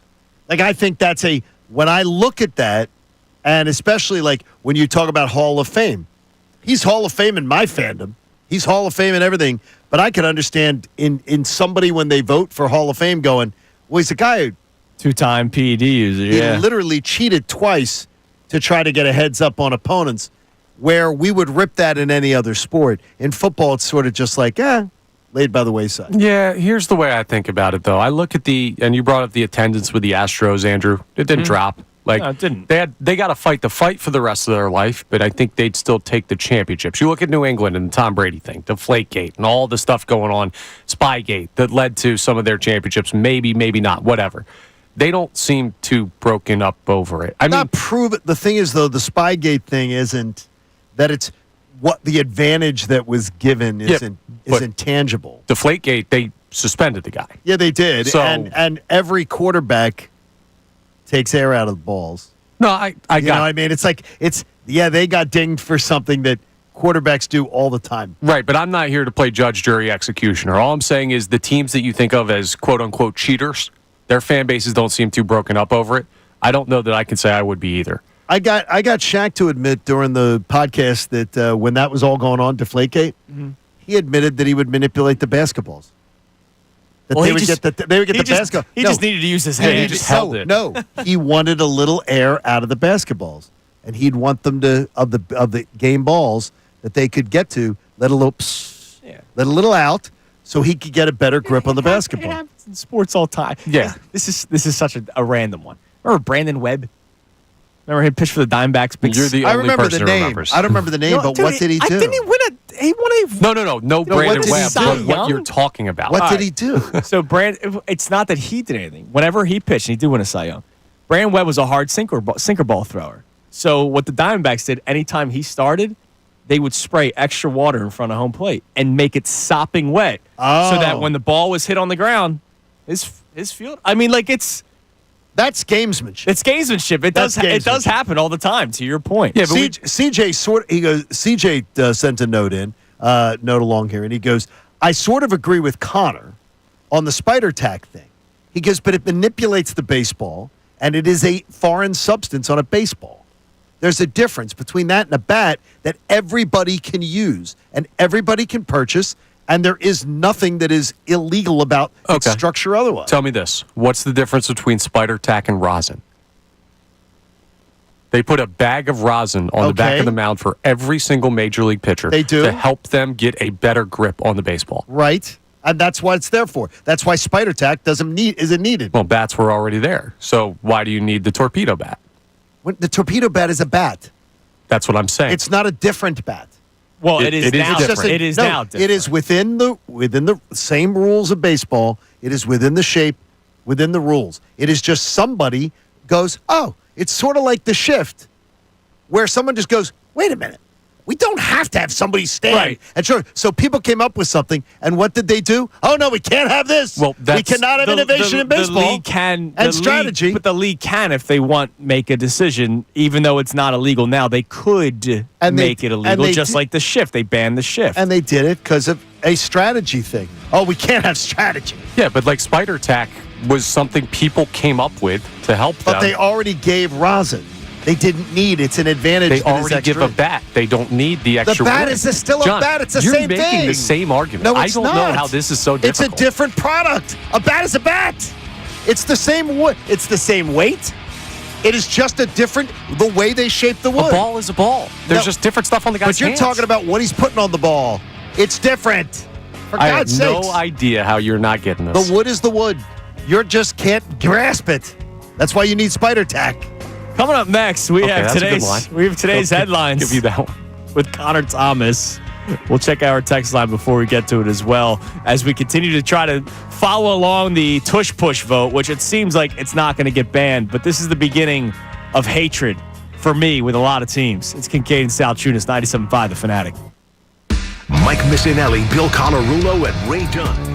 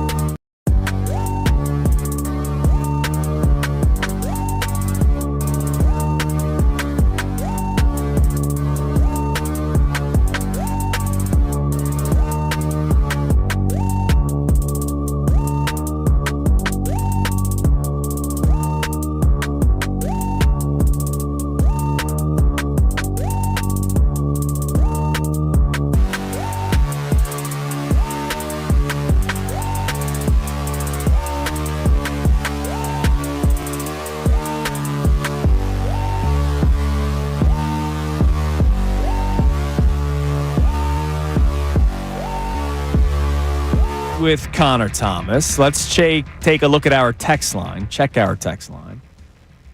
Hate that when you put two words together. Take. What's shake? Yeah, take, check, shake. Let's check our text line. What are the people saying? Tush push discussion. Obviously, we have the Phillies on the table as well. And if you guys missed it earlier today, John and I will remind you we will not be afraid to call out certain things with this baseball team, like stupidity on the base paths.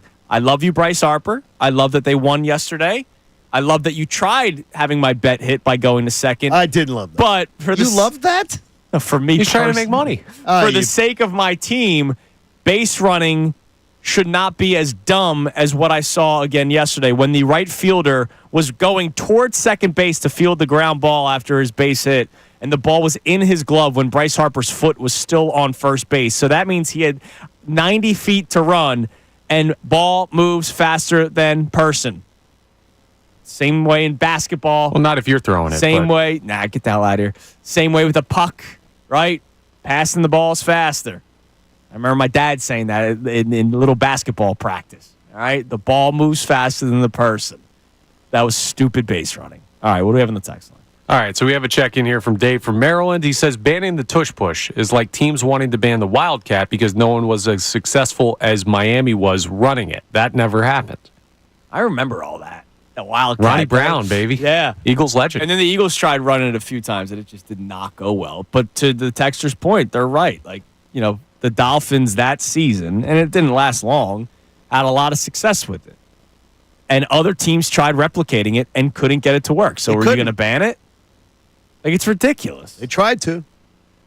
Jordan Schultz checking in here on the Tush push. My understanding of the Tush push is that it's unlikely to have the votes to be banned, and there's a better chance discussions will be tabled for future owners' meetings.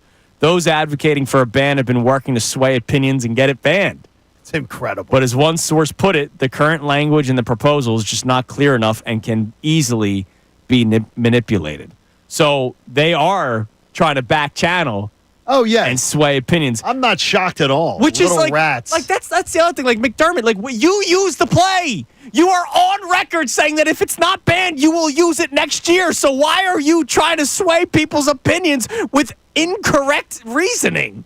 It's really unbelievable. Oh, I care about the player safety, and yet you run it the second most and will continue to run it this year. The second he uses it in the first week of the game, which you know that they will, I better hear people that cover the league on ESPN, NFL Network, CBS, Fox, everybody call out Sean McDermott because he's been one of the biggest loudmouths when it comes to this thing. The Packers were the ones that brought it to the table, but McDermott's been kind of the guy that's talked the most against the tush push. The second he uses that play in week one of this upcoming season, he better be called out for it. Matt LaFleur's bosses are the ones pushing for it. It's his GM has the one who's been talking about it. LaFleur, by the way, too busy, they said, getting his eyebrows waxed yesterday to comment on it. So I'm sure he'll talk this morning. Probably, yeah. He probably had something like that. He probably had to go in for one of those. By the way, he's another one. He's another one. I had another Bills fan just tweeted me saying, the sneak is not a tush push. Bro, watch your own team. Watch the video of you doing the tush push. Your team The NFL does it. documented this. Right, the NFL documented the tush pushes. Like, do people say No. they're a fan of the teams and not actually watch? Absolutely. Yes, that's absolutely what happens. I know. They're I see it all the time around here. They're saying it's different. It's different. They're not really doing it the same way. Yeah, they are. Yeah, they are. By the way, Tom Brady, I do respect one big thing, though. Excuse me. Wow, that was like a nice tease. He was so impressive. Tom Brady, 3rd and 1, 4th and 1. Oh, the sneak. Was one of the greatest quarterbacks I've ever seen do it. And to me, he never needed anything. Here's the deal. I don't think Jalen Hurts needs it. Later in his career, he was tush pushed. Yeah. Tom Brady a few times. But Tom Brady was the greatest in that 4th and 1, 3rd and 1. It was automatic with Brady. Yep. All right. He never needed any assistance. Time now for today's headlines with Connor Thomas. Today's headlines with Connor Thomas. Brought to us by who? Our friends over at Lundy Law. For over 70 years, Lundy Law has been fighting for injured people. If you need them, remember the name Lundy Law. Your injury lawyers, visit LundyLaw.com. That's LundyLaw.com. We're going to start with something at the ballpark yesterday. Johnny and I were debating this in the press box. the ceremonial first pitch for the home opener for the Phillies. Always a big moment, and I think they nailed it this year. Take a listen to PA announcer Dan Baker. Brandon Graham, we congratulate you on an illustrious career.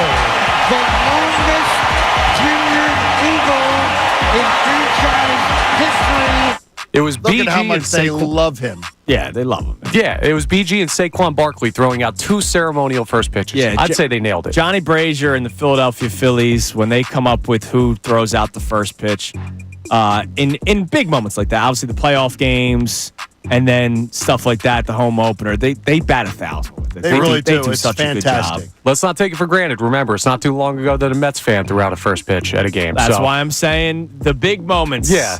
Yeah, that look, was a big miss. over the course of the season, you got run out of guys. You got 81 games. I'm right? available. Andrew's available. Yes, Johnny's available. Yes, we that are. was a big miss, that one. And Yeah, they but- they corrected that. Yes, They nailed did. it this time. That was a great moment with the Lombardi out there. Now, college basketball, we haven't gotten into this, but the Final Four is coming up this weekend. It's all 1 seeds. So I just need you guys to answer a question. Good or bad for basketball?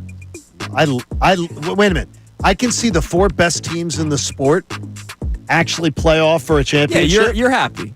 I'm loving life. I think it made the rest of the tournament boring or not memorable. There had been great games, like the Maryland game that we talked about, and whether or not he traveled. Like that came down to the wire. Like there were good games, but this is not a memorable tournament. He did travel, brother. This is not a memorable tournament. Like in 2035, when we're still doing the show together, Johnny, we're not going to go back and go, man, this is the 10-year anniversary of the 2025 NCAA tournament. Well, maybe. If the Final Four lives up to expectations. Yeah, that is. I mean, the Final Four could change. Could you imagine like a Cooper Flag half-court buzzer beater Yeah, to win look, the it Natty? could. You're right. Like, that's a dramatic example, but still book unwritten. But like you remember Florida Gulf Coast more than you remember 1 seeds. Yeah, I like an upset here and there. I'd be like, I don't have an issue with 4 1 seeds, but I think the tournament's better when you have a couple like Sweet 16 or maybe even an Elite 8 Well, again, double-digit seed. it's called March Madness for a reason, right? Right. And the opening 2 days, or sorry, the opening 2 rounds Right. is when a lot of the madness happens, and there was very little madness this year. And remember, the overnights was talking about it one day. A lot of this has to do with the NIL and the transfer portals and all that kind of stuff. The second a guy goes, this isn't best for my future, I'm going to transfer. And then with the new rules, they play right away the next year. And have you looked, Connor, though, to that question? Setting ratings records for like the last 10, 12 years. People like seeing the good teams. Everybody says they want the Cinderellas, Yeah. but then they don't watch. Right. Because The if it's a 1 seed versus an 8 seed in the championship, Best like, ratings you know, they've had in a long time. That's good. All right. Games are better. Coming up next, we'll get back to our text line. Jeff McClain is going to join us coming up at 9:25 today. We'll give you some of the updates because I know Nick Sirianni's speaking, so we'll give you some of the stuff because I know he was asked about Dallas Goedert. Tell you what he had to say next. It's Kincade Salciunas, 97.5 The Fanatic. Fanatic Sports Update. Another win for the Phils. I'm Connor Thomas, and the Phillies took down their 3rd win of the year yesterday. Their first at home, a 6-1 win over the Rockies in their home opener. It took till the 7th inning to really wake up the offense, but 6 runs scored. The 7th and 8th combined made the difference. Kyle Schwarber, Max Kepler, Nick Castellanos all homered in the final couple of at-bats for the Phils. Christopher Sanchez had 7 strikeouts over 5 1/3 innings worth of work. Not only are the Phils off to a good start to their season, but the Atlanta Braves are 0-5, and they just lost Jurickson Profar for 80 games, a banned substance suspension for their big outfield acquisition from this offseason. The Phils will face the Braves next week, but they're off today. They'll play the Rockies again tomorrow. Flyers took down the Predators 2-1 last night. They're off till Saturday. Sixers face the Knicks tonight at 7:30. You can hear that game live here on The Fanatic. And today's the day, the vote for the Tush Push from the owners' meetings. Yesterday, Andrew Brandt, former VP of the Packers, talked with the best show ever about the proposal to ban the play. I think this is a discriminatory proposal, and it really, this idea that it's not a skill play, how could it not be a skill play if only one team is skilled enough to make it a true competitive advantage? We'll keep you updated on the vote and the news from the owners' meetings. Amy Fadul joins us for the 9 o'clock hour. Jeff McClain at 9:25. This update's brought to you by Discover. Discover wants everyone to feel special. That's why they double all the cash back you've earned on your credit card at the end of your first year with Cashback Match. See terms at discover.com/credit card. I'm Connor Thomas for the home of the 76ers and Flyers, 97.5 The Fanatic. Vacation, business.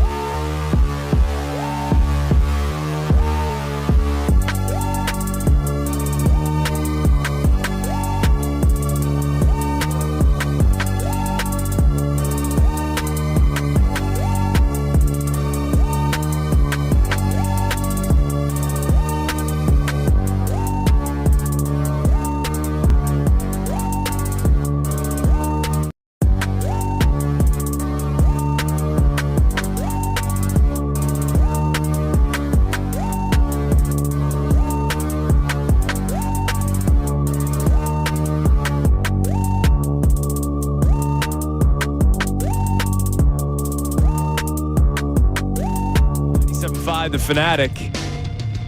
Coming up in an hour, Jeff McClain will join us. He's currently in Palm Beach, Florida, because that's where the league meetings are going on right now, and that's where the vote will take place today on whether or not the Tush Push will be banned. I don't think it's going to be. We've been kind of clear about that. Sean McVay, who is on the competition committee today, said to the reporters that were at his table that he wants it banned but does not believe that it will be banned, so he probably has an idea. Jordan Schultz, we read the report from him last segment that he has spoken to teams where people are trying to sway their opinion. So there's a lot of back channeling going on. It's become political, this damn Tush Push. What do you mean? It always was. You think it was political? It should just be freaking football, man. Absolutely. It should just be football. You really do? What is the actual argument based on facts to stop the play? There's none. None. Exactly. Yeah, so it's all political. It always has been. Like, do you think Sean McVay went up to a team and was like, "Hey, What do you think on the Tush Push? no, if you vote to ban it, we'll throw you a 6th-round pick in exchange." That's not happening. No, but I can imagine it being along the lines of, Hey, what are you thinking of the Tush Push? you want to change it? He's got that very high and just annoying. By the way, we got our answer What? about whether or not Kellen Moore rides with Nick. I think he would, but I want to know. Quote, "I'm comfortable with the play. There's no injury data. I don't see any issues. Other teams have tried it and haven't had as much success. I got Nick Sirianni." Okay. Good. So we know now. He's not a turncoat. Colts, Saints. We have not heard from Jonathan Gannon. Yeah. We'll see. I believe Jonathan Gannon would scoff at the idea of banning it. That is my guess, is that he is going to scoff at that idea. Now, Jordan Schultz put out a follow-up tweet to what he originally reported. Okay. Talks on the Tush Push will continue today. If it's voted on today, it is voted on today and receives enough votes, it'll be banned. One source said the main reason will be the potential for injury, particularly to the spine. Oh, please. Stop it. Stop it. The thinking, John, Yes. is to prevent a serious injury before it happens rather than wait for a disaster. Oh, yes. So I guarantee you Sean McDermott is one of the people saying that. And yet he will be the first person or second person, because the Eagles will run it first. The Bills will be the second team to run the Tush Push. Because the Eagles will run it on opening night, the Thursday night, when they play out of the Lions or the Commanders. And then that Sunday. Or the Rams. Then that Sunday, when the Bills play whoever, the Bills will, at some point, run their version of the Tush Push, and then Sean McDermott better be called out. Does the whole idea of the Rams now, does this not make him? Remember, I told you that our friend at Fox Sports said, don't rule out the Rams being the opener. Well, because doesn't this make for a tasty? The Rams were the team that gave them the toughest battle in the postseason. Yeah, and it won't be snowy. It won't be snowy. The rematch at the Link. L.A. and Philadelphia TV markets. Yeah, it's huge. True. And that this creates a little bad blood. Good. Yeah. It's a storyline you can sell. Absolutely. Yeah. I still think it's the Lions just because of the quality of team, but Rams are probably 1B to their 1A. Here's the only thing, though, is that according, like, I got to pull it up because I just read something in the offseason. I read something during this offseason about how the whole bidding process goes. Mm-hmm.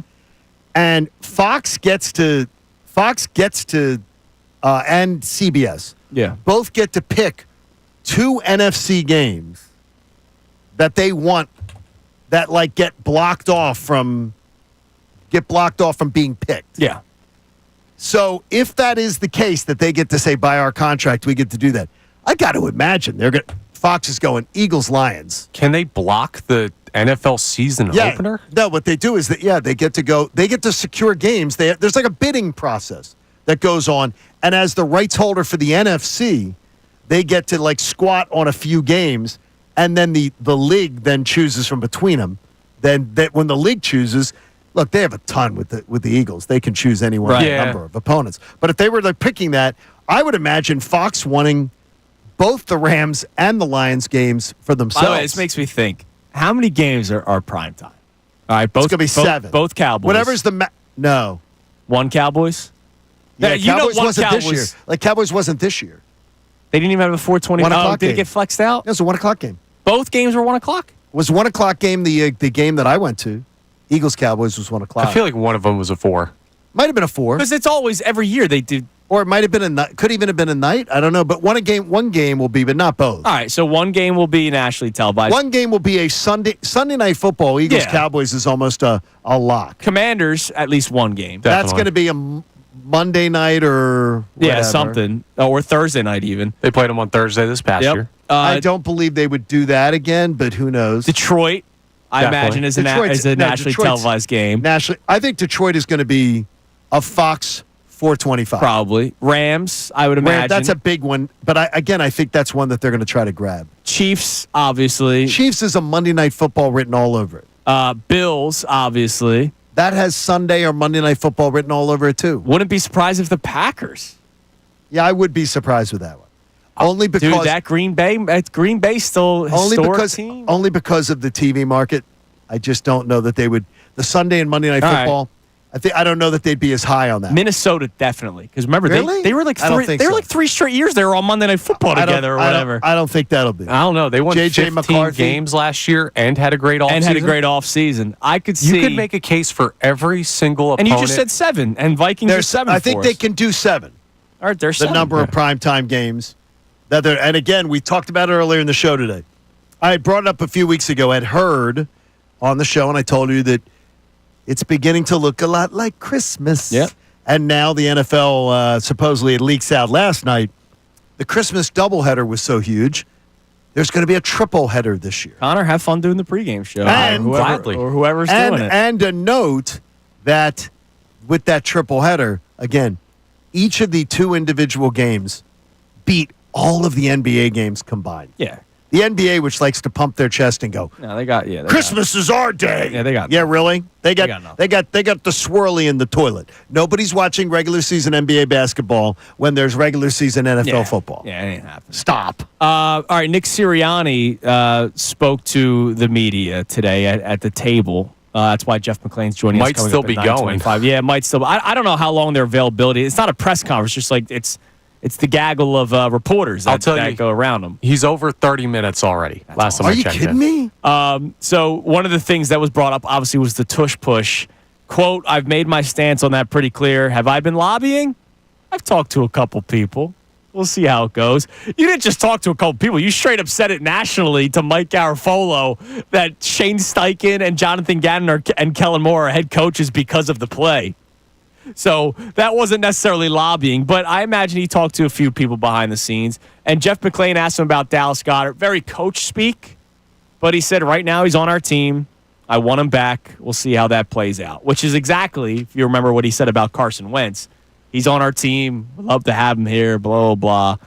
He knows what he can and can't say. Yes. But I would imagine that Sirianni would like to have Dallas Goedert back. Like, I think that is I think real. he would love to have him back. I don't want him to go. But the money can't. You can't have him at a $12 million cap hit. I know. No way. No. Here's the full quote. Thanks to Brandon Lee Gouton. Right now, he's on our football team, and obviously Dallas Goedert has meant a lot to us. We'll see how that plays out. He's a heck of a football player, heck of a leader. We want to be able to have back as many guys as you possibly can, but that's not the reality of the NFL. We'll see what happens and how that happens, but of course, you want everyone back. Now, speaking of which, we know that Chauncey Gardner-Johnson was not brought back. He was traded away by the Philadelphia Eagles. Howie Roseman spoke on that yesterday.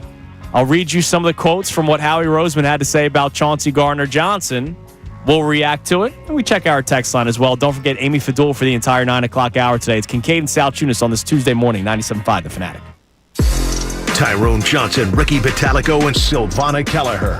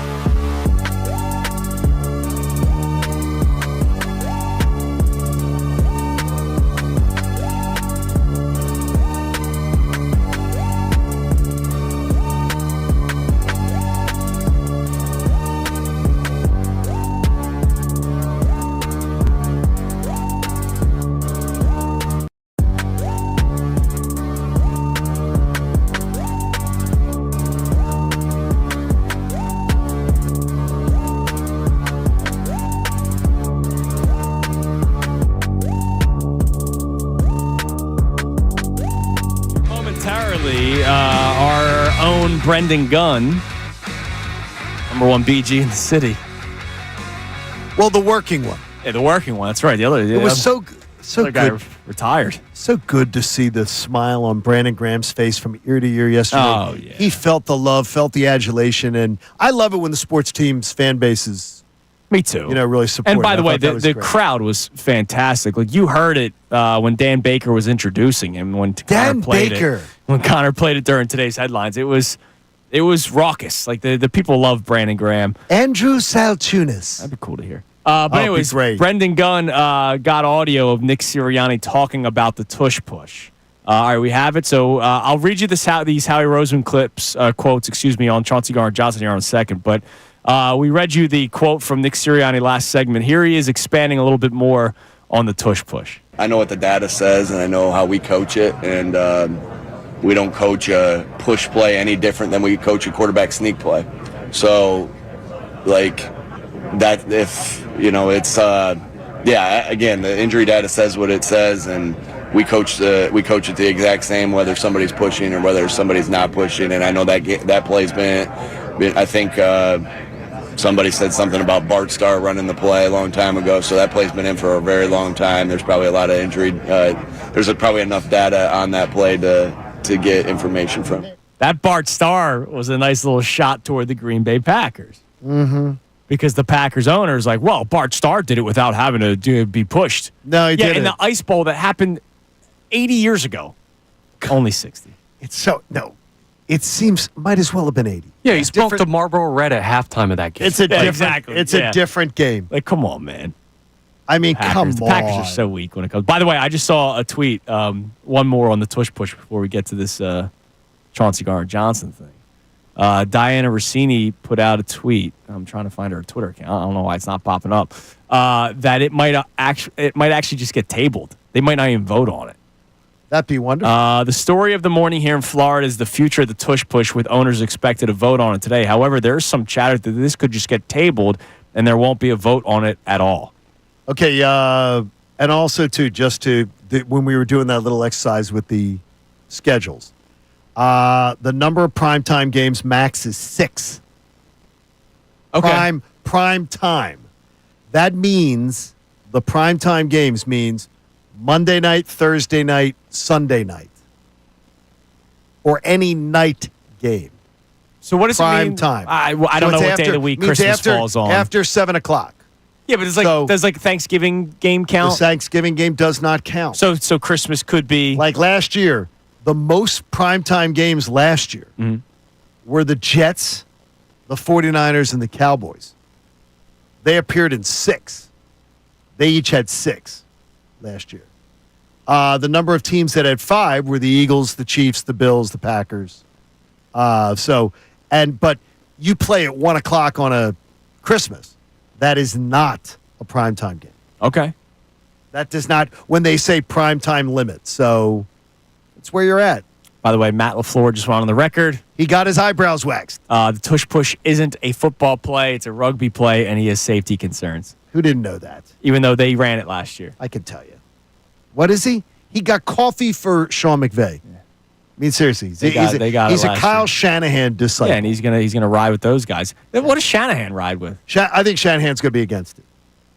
I think Shanahan will vote against it. Well, John Lynch? He's a physical being. Oh, I guarantee you. That's the general manager of the San Francisco 49ers. Well, we're going to know who cast the vote, because if it is a vote, it'll be Shanahan.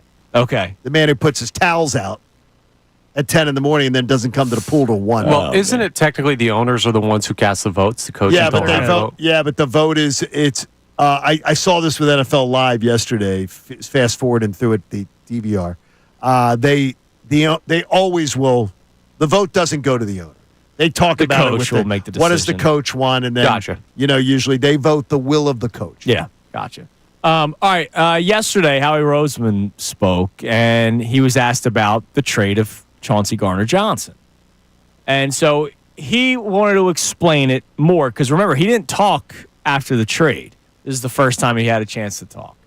Quote, every dollar that you spend is a dollar less that you can spend on some of these younger players that maybe you want to retain. Getting out in front of it was important to us. And again, hard decisions, not asking anyone to agree with them, but that's part of our job. I think if you're just taking the CJ move in a vacuum, obviously it's kind of not giving the whole perspective of where we're at. Chauncey did a great job for us in both the years that he was with us, obviously making the Super Bowl twice in 2 years with him as our starting safety. When you look at our team and you look at the amount of highly paid players who have earned their contracts, we've got 8 guys who are making $15 million or more. We have from 2022 to 2024 drafts, we have 8 starters who are on the Super Bowl team. None of those guys have long-term contracts. In those drafts, we probably have 5 or 6 players that will be competing for starting jobs. So you have a lot of players coming through that aren't under long-term contracts, plus a lot of guys who are on a long-term contract, and we never want to be in a situation where we have 1 year where we're getting rid of 20 guys, which is what the Commanders are dealing with this offseason. We've been very fortunate to be aggressive in keeping our guys and signing guys in free agency. And it's also got to align with the draft and having young players. Certainly, that's the important thing to do is to draft well and then keep your players. We've got to make sure that going forward, we have an opportunity to do that as well. A lot of those players that we're talking about are good young players that we're excited about. So he's pretty much telling you right away that they obviously have to target safety in this draft. But the concern is, as we talked about yesterday with Lance Zierlein's analysis of the draft, safety has the least amount of depth in this draft. You're obviously drafting a guy early, or you're not really taking anybody the rest of the draft. And so that is a bit of a concern. And as we have talked about the Chauncey Gardner-Johnson trade, it didn't really free up a bunch of money. No, it freed up less than $200,000. I mean, it barely covered Connor's salary. I mean, it's unbelievable. That's not even half my salary, Johnny, to deal with you guys. I'm telling you. I think basically what the move was, look, we could have had him for 1 more year, and then we would have lost him. We wouldn't have gotten anything. We traded him. We got a pick. We got Kenyon Green. We'll see what happens. And they probably were deciding that they weren't going to pay Chauncey Gardner-Johnson during the season because he would be going into his final year next year. And so they move on. And I don't have to agree with the decision. I don't agree with the decision. And Howie Roseman can try to explain himself as much as he can. I think it hurts your defense. Now, I am willing to wait and see, all right, what are you going to do at safety? Because right now, I am not feeling totally comfortable with Sidney Brown as the other starting safety if he is the guy that gets the job. I'm not comfortable with that either. Just not at all. Not. But the only thing is, I think he's too reckless. The only thing is that I also got it. I think at that point we'd also have to sort of trust that Vic Fangio with another year in the lab, that if Vic Fangio is comfortable with it, I really am willing to ride with it and say, yeah, okay. I understand that. You know what I mean? It's that I'm not comfortable with it. I think I'm not comfortable with it because what I have seen makes me think that he's going to be the guided missile that is going to overshoot. Look, you can only coach up so much. Again, once you're on the field, a lot of it's instincts. And I've seen Sidney Brown instinctually be a reckless football. I won't say bad, but a reckless football player that has hurt or could hurt this football team. And I'm not saying Chauncey Gardner-Johnson's Mr. Relaxed. Like, he's not. But he was a hell of a part of the defense twice now with this team. But at least Howie Roseman spoke on it for the first time. It's all financial, as he keeps on trying to tell you. It's just you didn't really save all that much money. No. I would have rather. I think there's more to the story that we're just not being told. Well, what do you think that would be? He asked for a big extension. Yeah. Well, that could be too. And they're just not going to put his business out there, which I respect. Yeah. When the minute that Nick Sirianni answers the question, right now he's on our team. That tells me he's gone. That tells me they do not expect him to be back. He led with that. Well, right now he's on our team. Right. That tells me bye-bye Dallas. That's exactly what they said about Carson Wentz years ago. Yeah. Those were like Sirianni's exact words. Difference is Goddard is good. Yeah, that's true. All right, coming up next, Amy Fadul joins us for the remainder of the show. She was at the Phillies game yesterday as well. I know she brought her son, so we'll talk to Amy about the Fightins, the Tush Push, you name it. Another hour of Kincade Salciunas, Amy Fadul the rest of the way here on 97.5 The Fanatic. Fanatic Sports Update. Some late homers saved the day. I'm Connor Thomas, and the Phillies took down the Rockies 6-1 in the home opener yesterday to move to 3-1 on the year. It was not as easy as the score might suggest. It took a couple of late home runs. The Phils went to the bottom seventh, trailing 1-0. And then they hung 6 on the Rockies bullpen. Schwarber, Kepler, Castellanos all went yard in those 2 innings, the 7th and the 8th. Christopher Sanchez had 7 strikeouts over 5 in the 3rd innings of work. So the Phils are off to a good start. Braves?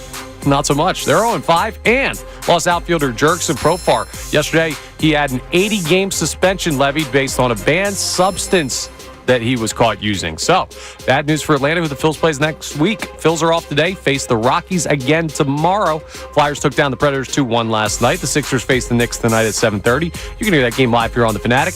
And the fight over the Tush Push continues. Today's the vote day, if there is a vote. There may be tabling of the conversation, as Diana Rossini is speculating. But Andrew Brandt, former VP of the Packers, joined the best show ever yesterday to talk about the proposal to ban the play. I think this is a discriminatory proposal, and it really, this idea that it's not a skill play, how could it not be a skill play if only one team is skilled enough to make it a true competitive advantage? We'll keep you updated on those proceedings. Amy Fadul joins the guys next. Jeff McClain checks in at 9:25. I'm Connor Thomas for the home of the 76ers and Flyers, 97.5 The Fanatic and 97.5thefanatic.com.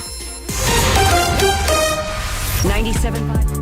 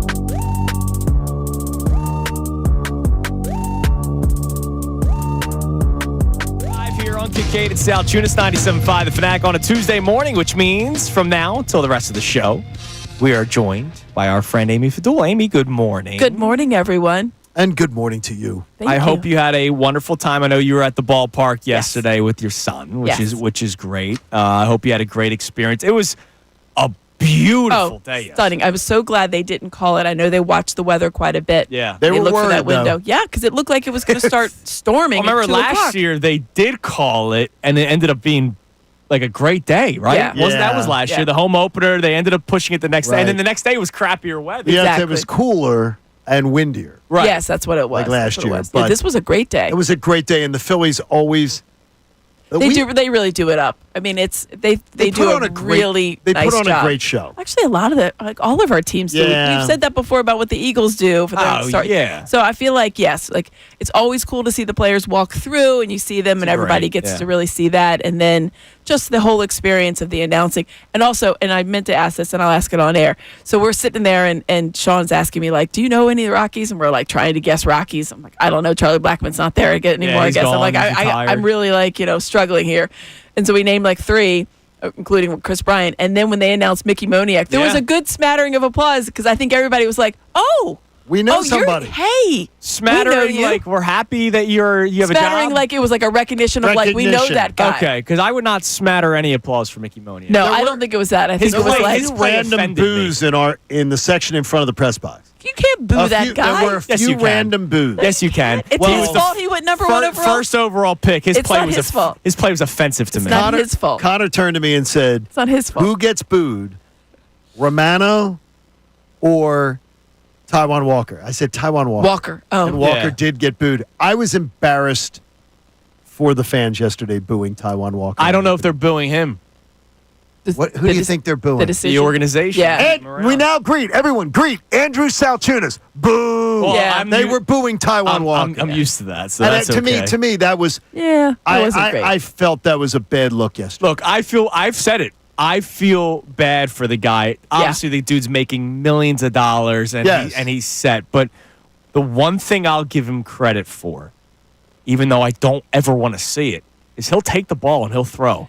And he'll give up 6 home runs and he won't come out of the game. Well, and he knows. Well, at that point, the manager. I mean, he's been around baseball long enough. If you're out there and you're responsible for all the runs up there on that scoreboard, you're eating it. This is your lunch. They did that, and you're going to go ahead and eat it. They did that last year. Absolutely, and he knew it. He recognized that that's my role. I got to get through 6 innings. I don't know what it's going to look like at the end of 6, but that's my job. That's what we do in my Sunday league. The problem is we're not Major League Baseball players. Well, it's the same principle. Right? Baseball's the same. And so it's kind of You still bad gotta eat when it. it's a professional player. What did you think about the change at Citizens Bank Park?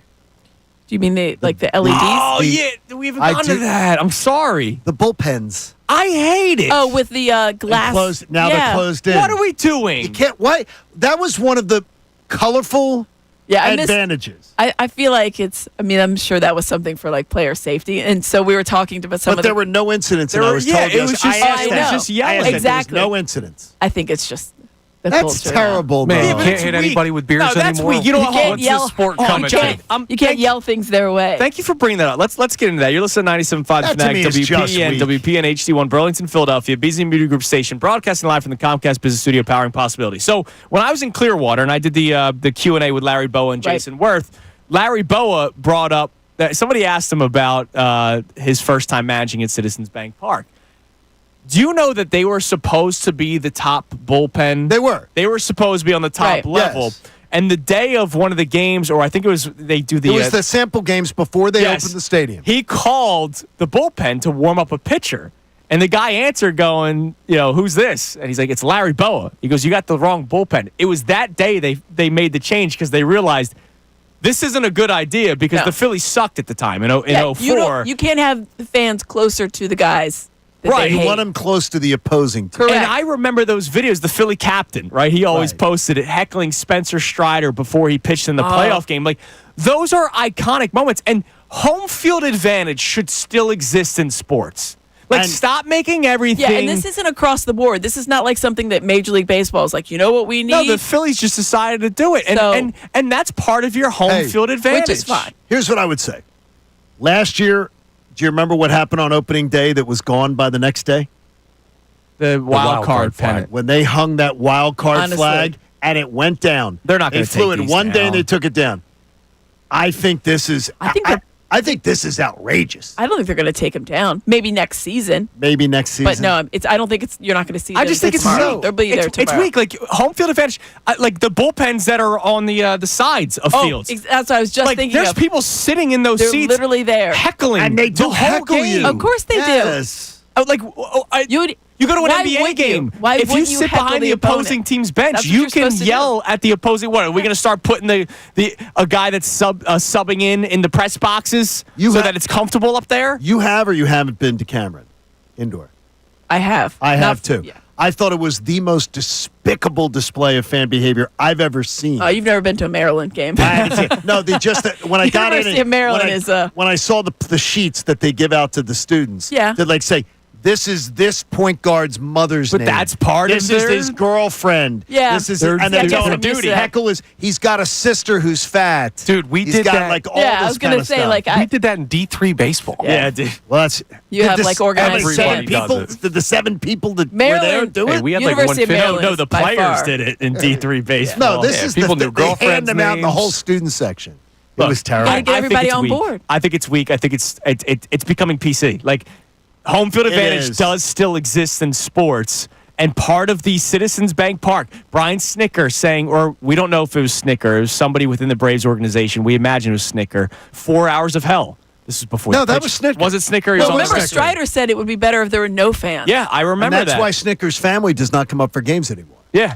4 hours Because of they, hell. had it. I They do experienced recall- it in the stands. I do recall Cliff Lee's family saying they preferred it here in Philadelphia than in New York. How about that? So there's A that. lot of Brian there was a lot Snicker. of winning. I'm here. just saying. Well, no, 4 hours of hell I don't think was derogatory. I think it was like you go into that ballpark and It's not you're supposed to be. going to hear it the whole game, and putting those barriers up to protect the opposing. And to Johnny's Also, point, there like- was no incident. Somebody threw beer at There- them. yeah, If because I I'm a asked, I reliever- asked yesterday if there was any. If I'm a reliever, don't I want to be out? I mean, they have the little seats still in front. I'd rather be out feeling the elements. I'm not want to be stuck in a closet. The only thing I would do is if it was cold out or raining. Yeah, well then you Yeah. could do Well, that. then- Is that You always had the cover, but what? There's like a heater in there now. Yeah. Stop it! Like, what are we doing? Yeah, but they I got to still- get Ricky ridiculous. Bo's thoughts. They still have to come outside to throw, so you can yell at them while they're warming up. There you go. yeah? But no, you're in your seats by that time. Oh no, there's people that are not. No, I know. They just literally stand there. There's some that literally stand there, but the majority of fans too. You're moving by. You have other chances. Oh, Johnny, to you get out can't of- find us standing on I'm that telling rail you, all yesterday game. it was and like Unbelievable. playoff games. Forget it. There's 3,000 out there. I got there right at first pitch with my son, Mm-hmm. and I had to put him on my shoulders for like 2 innings trying to find a spot to like stand. Yeah. So that we could see. Like it was packed there yesterday. So around the bullpen, it's definitely gonna be packed. By the way, I just want to get your thoughts on this, Amy. I know everybody loves Bryce Harper. He's everybody's favorite player. He's my favorite player on the team too. I may have dropped a colorful word. when we that have happened. to be allowed to point out stupidity, regardless. Harper, I mean, people aren't afraid to do it with Embiid. Harper, Embiid, Hurts, Michkov. If the best player on your team does something that is detrimental to your team, like Bryce Harper trying to stretch a base hit up the middle, again, it's not this is like the first that's my time. issue. This happens over and over Yeah, again. that's my We should be issue. able to call it out. Yeah, that's my issue is I saw him. So we're in the outfield, and center field is right next to us, and clear view of second base. And we see where the ball goes, and we see that the right fielder has it. Towards and then second. I'm looking back, and I'm like, oh, what? No. And I was like, what are you doing? What are you doing? Because I had seen that movie 50 times before. Yeah. And I knew exactly how it was going to go. And Shawnee next to me was just like, he's out. I'm like, yeah, he's going to be out. There's no way. The ball is, he's halfway there and the ball's in the air. And yet, if you call it out, it's, come on, man, he's trying really hard. He's Bryce Harper. But then And if we call out him not running down the Right. first baseline, it's, come on, he's trying to preserve his body. I appreciate the fact that he wants to stretch it into a double. Yes. One for your betting prowess, if that's the way that you want to go. It won we had the same bet, great. except I bet single. I bet him to just have He a had hit. a hit. So I you bet- get that. He bet I him bet get two- that I and bet then I you get won. the air. He won for me with that hit. So it's like I appreciate it to a certain degree, and if this is what you want to try on game 4, not great. But the thing is, it's not just game 4. It's game 44 and game 144, and then it'll be in the playoffs. It's and game. I'm like, dude, the no, Nick Castellanos can't do it. double play where Harper gets doubled up. The attaboy Harper. Right, And, we obviously know how it played out afterward. It was great. But, that was bad base running. You should not be halfway around second base on a fly ball. You're scoring if it drops from the same second. thing with exactly. And then you see later, that should have been a 2-run home run instead of a solo shot. Right. So things like that, and so it starts to pile up. That's where it gets a little irritating. It bothers me, and we should be able to call it out. By the way, Kevin Stalker ripped it on the broadcast. And that's okay. The thing is, And he said, can "Look, take it. right, He knows. Right. Bryce Harper's going to tell you, shouldn't have tried to take second. Yeah. Then stop doing it. Trying to bait people into saying something mean about him, so he goes yard 2 times next game. Attaboy Harper. All right. Attaboy. Next level Attaboy stuff out Harper. of Bryce. He's a high-level thinker. All right, come Who's up done? next. As some of you may know, I can be a great hater of random people. You guys call me you out have for strange vendettas. Well, I need you all to sign a pledge and join me in hating every anti-Tush push team. Oh, yeah. We'll discuss this next because I need you all on my side here. It's Kincade and Salciunas. Amy with us for the rest of the show. Also, we got Jeff McClain coming up at 9:25 today here on 97.5 The Fanatic. The Philadelphia 76ers. Sixers win. Play that.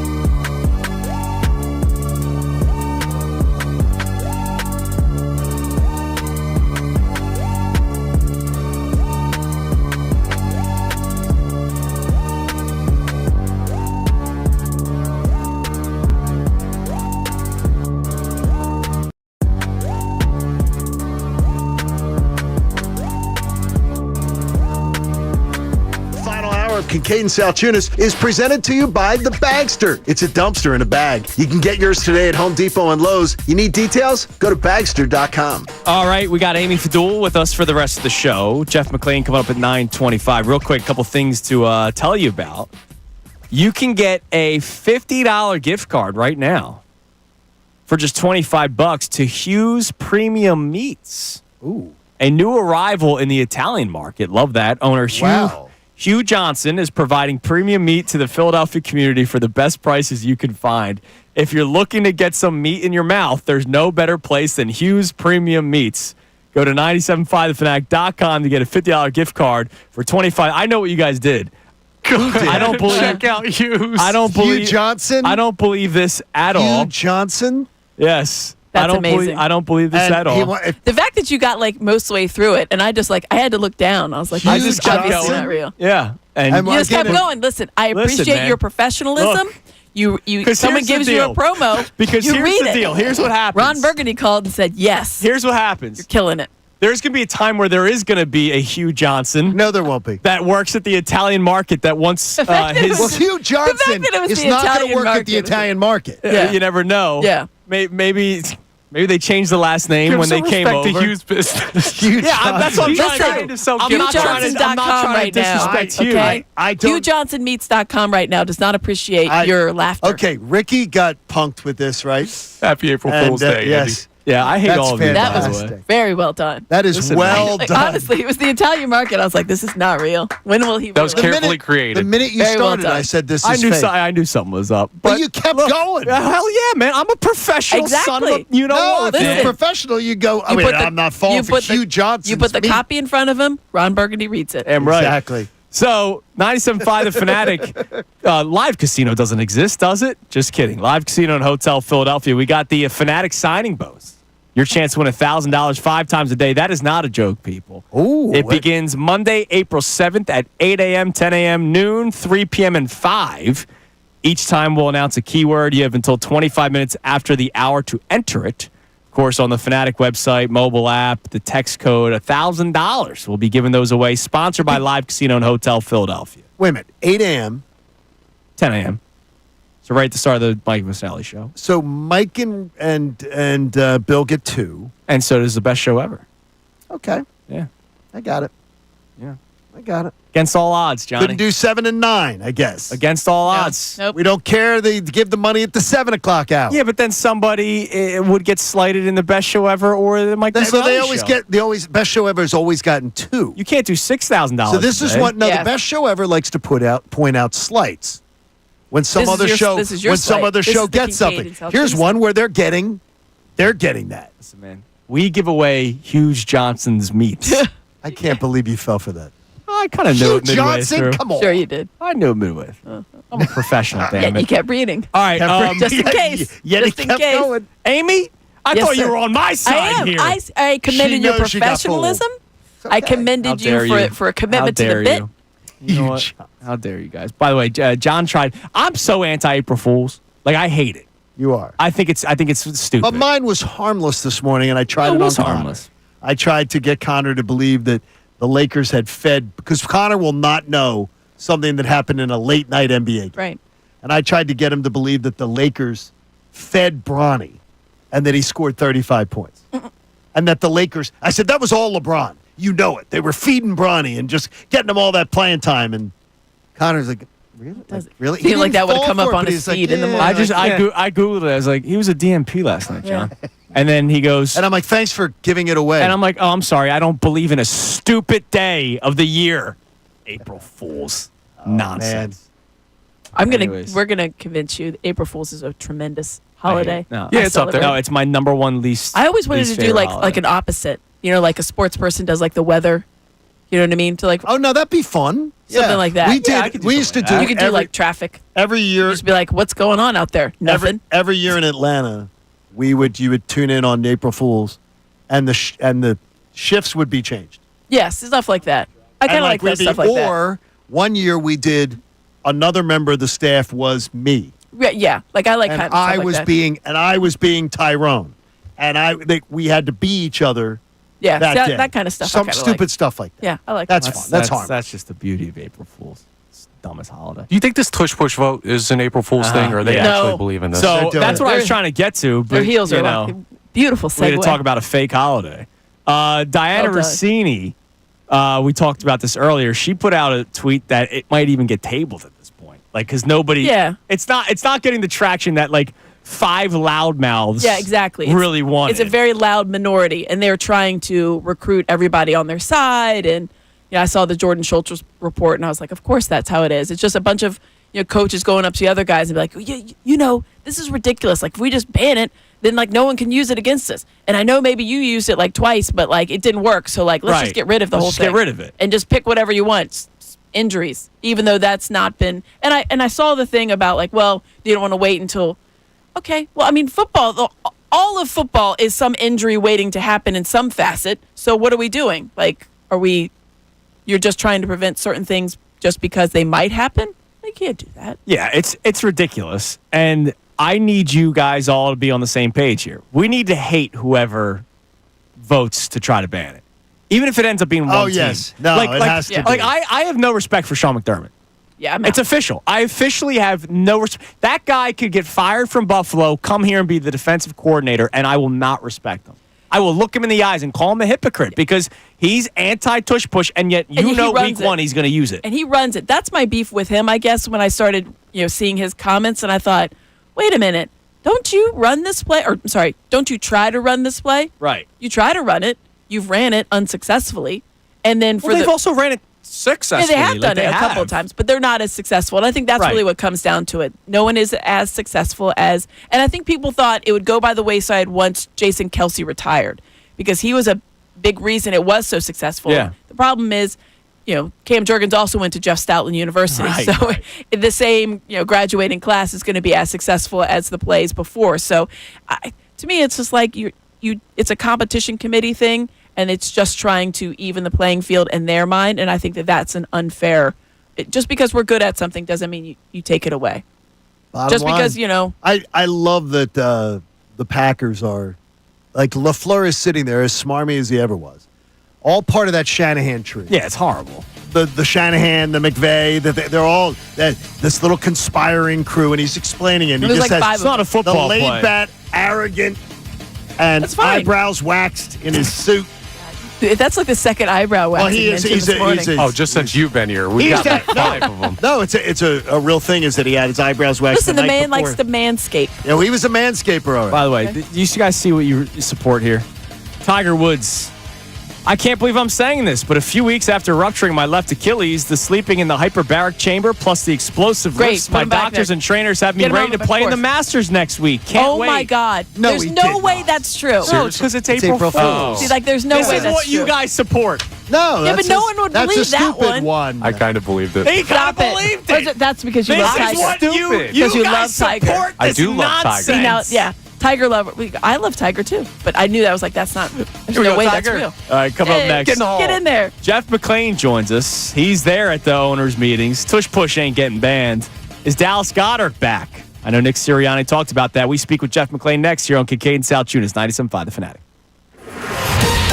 Fanatic Sports Update. A late surge in the home opener. I'm Connor Thomas, and the Phillies took down the Rockies 6-1 in the home opener yesterday to move to 3-1 on the year. Took till the 7th inning for the bats to wake up. They were down 1-0 heading into the bottom of the 7th. Scored 6 runs in their final 2 at-bats. Schwarber, Kepler, Castellanos all homered in those 2 innings. Christopher Sanchez, solid day on the mound. 7 strikeouts and 5 1/3 innings worth of work.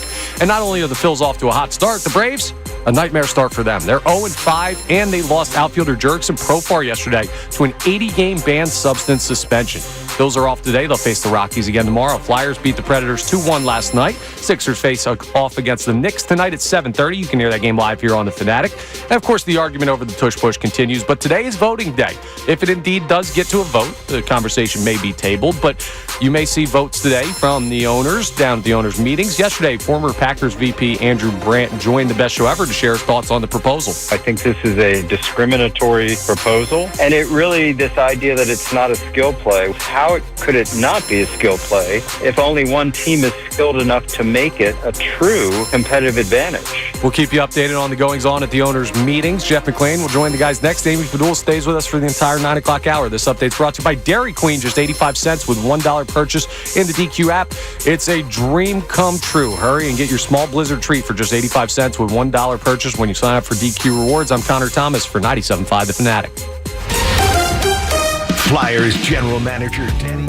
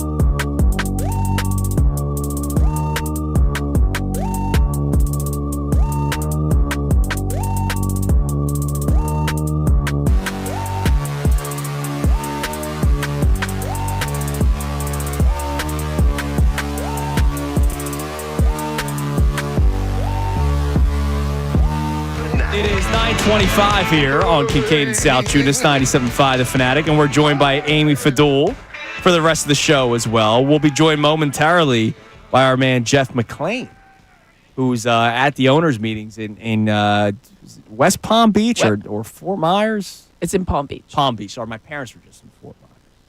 Yeah, it's on the other coast. It's the east coast of Florida. for the meetings. Fort Myers is on the west coast of Florida. Florida's greedy. They get 2 coasts. Ridiculous. They're a peninsula. Peninsula. It's a beautiful. It's a sham. We got the Jersey Shore. It's nice. Yeah. Very nice. The water's clear for like 5 minutes. Well, bad, but it's Jeff's going to good. join us here momentarily on the Comcast Business Hotline. Every day in business is a big day. Let Comcast Business help you move forward with what's next. And, of course, you got to experience the new look of Inquirer Sports, where fans can read, watch, and listen to their favorite reporters and columnists. Go to inquirer.com/sports with Amy Fadul and John Kincade and Andrew Salciunas. Jeff McClain joins us. Jeffrey, good morning. Good morning, everyone. So it seems Jeff like is not in shorts, I guarantee you. Nah, Jeff's in slacks. Come on, man. He's working. He's on the job. And the Nick Sirianni table seemed to be very busy this morning. Is that correct? Yeah, I mean, typically it is, just because there's a lot of us that cover the team and that come out here, and it's always interesting in the Eagles, of course. But I guess with the Tush push proposal and that's coming up, and the vote on that, and whether they want to ban it or not, so that brought over maybe a few more national reporters than normal. When you look at the tone of the discussions regarding the Tush push, do you believe, first of all, anything will be done? And more importantly, do you think there truly is momentum to block this play? Well, they need 24 or 32 votes. I think that's going to be hard for them, for those who wish to ban the play. I think it'll be hard for them to get that number. I think maybe there is a little momentum in terms of like more than maybe you would have seen last offseason that are in favor of banning it. I could see there being so much of a split. Maybe I don't know if it'll be 50-50. But where the commissioner will kind of table the vote on that and push it back to the owners' meetings in May, which could favor those again who want to ban it, because then you won't have the coaches there, and it seems that when that happens, the owners are more effective at convincing the other ones to kind of go along with something, perhaps, because it seems like there's a number of coaches that have spoken out publicly and also privately during the meetings, kind of questioning the language of the play and whether as written it's effective in kind of almost neutralizing the tush push. Jeff, is this going to continue to be a thing? I mean, I feel like it was last offseason. It was just there's a smattering out there of people trying to talk about banning it or adjust it or, kind of tweak it the way the Eagles run it. That happened. And then now this year, a few more with the banning it. And then, if it goes to the owner meeting, at what point do they just come right out and say, we're done with this? Yeah. I mean, I think like you said yourself, and as I mentioned, I think the momentum seems to be that it's going in the direction of this play being banned. I don't know if it'll happen this offseason, but it could happen the next offseason. I think the optics are bad. I think there are a lot of owners that are cognizant of that it's one team that is very successful at it, wins the Super Bowl partly because of it, and not like a very small percentage of, I'd say, their success last season was based upon that play, but obviously they've come to master it. But you then ban it, partly because of that. It just looks bad that you would punish a Super Bowl winning team and focus specifically on one team because they were successful at it. I think that the optics of that are bad, and I think the league is cognizant of that. What do you believe would be the reason it does get banned? Because you've heard player safety, and yet there's data that proves that that's wrong. There are the people that are just straight up saying, hey, we don't like the way it looks. It's not a football play. I know the Packers said there's no skill, which if there's no skill, why can't other teams do it? So if it were banned, what do you believe would be the statement made by the NFL or whatever when it came down to it? I think the best argument is because of the injuries. I don't think there's data either way. I think that's what the Eagles are saying. I don't think there's data that says that they're you can't get hurt from this play and severely hurt from it. but I think you can't. I don't think the league right now has the type of data that says, this can happen, because nothing really, quite frankly, has happened. Now you can look at I heard things about the posture and certainly the as it relates to the center. You're worried about neck injuries, but I think there's a lot of plays in the NFL where you could make the same claim as well, that there's always a risk of there being a major injury because of this, that, or the other thing. So, but I think that's if they can come up with something a little more factual, or have something with a little more evidence to show that the injuries severe ones can happen because of this play, then I think that's probably their best argument. Jeff, I know as a beat writer, sometimes life gets disrupted. Are you a little concerned that Christmas will be disrupted now that there's going to be a triple header on Christmas Day? I mean, well, the Eagles have played on Christmas before. Never on the road, right? Or was that I think Jeff Garcia, Jeff Garcia game? Yeah, there's been Christmas Eve games on the road, which was just as bad, I guess. But it's not about me. I'll go cover it if I have to, right? And I think sometimes the fans like that, right? I mean, give you something else to do besides have to listen to your, hang around with your family and friends. If you get tired of them on Christmas around Christmas, you just throw the game on. You say, "Watch the game." Yeah. Go watch the game and be quiet. Right. Please. Jeff, Dallas Goedert, I know Nick Sirianni spoke about it. I know you've been following the story. You were the first person that I heard even mention the fact that he could be off the team when I believe it was at the Combine where you first started reporting that. Any updates, any feel on the future of Dallas Goedert and the Philadelphia Eagles? Yeah, I mean, I've seen this before. This isn't Eagles' first rodeo when it comes to a guy that they obviously do like, but he's making more than they want to pay him, and probably more than they think the rest of the league is willing to pay him. And so something has to be done in terms of changing his contract, right? So that whether that's the Eagles restructure, he agrees to a restructure that lowers the number, and maybe they can extend him a little bit, or it's they trade him and I guess some team, or they release him and then maybe like re-sign him at another deal, or and maybe they trade him. But they're not getting. I think there was a report saying that they're hoping for a fourth rounder. They're not going to get a fourth rounder for him. From what I'm gathering, it sounds maybe like a 6. And I know that may shock some of the listeners. But you're talking about a tight end who's now into his 30s, who has a history of injuries. Has missed, 22 games, I think, in the last 3 years or something like that, 21. Don't quote me on that, but somewhere in that area. And look, I mean, again, I think they want him, but I think, they have to see how the draft plays out. There's a lot of good tight ends in the draft, obviously up high. The Eagles probably won't get either of those guys, but there's supposedly a lot of depth at the position, and I think that will influence what the Eagles do in terms of Dallas, and I think that will also influence other teams that maybe need a tight end will do in terms of trading for him. So I'm not ruling out Dallas not being back on the Eagles. I don't think the Eagles are either, but I've seen this show before, and if I had to flip a coin, I would say probably more than likely. Not more than likely. I would say I'd favor Dallas not returning. So Diana Racina reporting that the NFL owners have approved the rule change that will allow both teams to possess the ball in overtime during the regular season. You like that?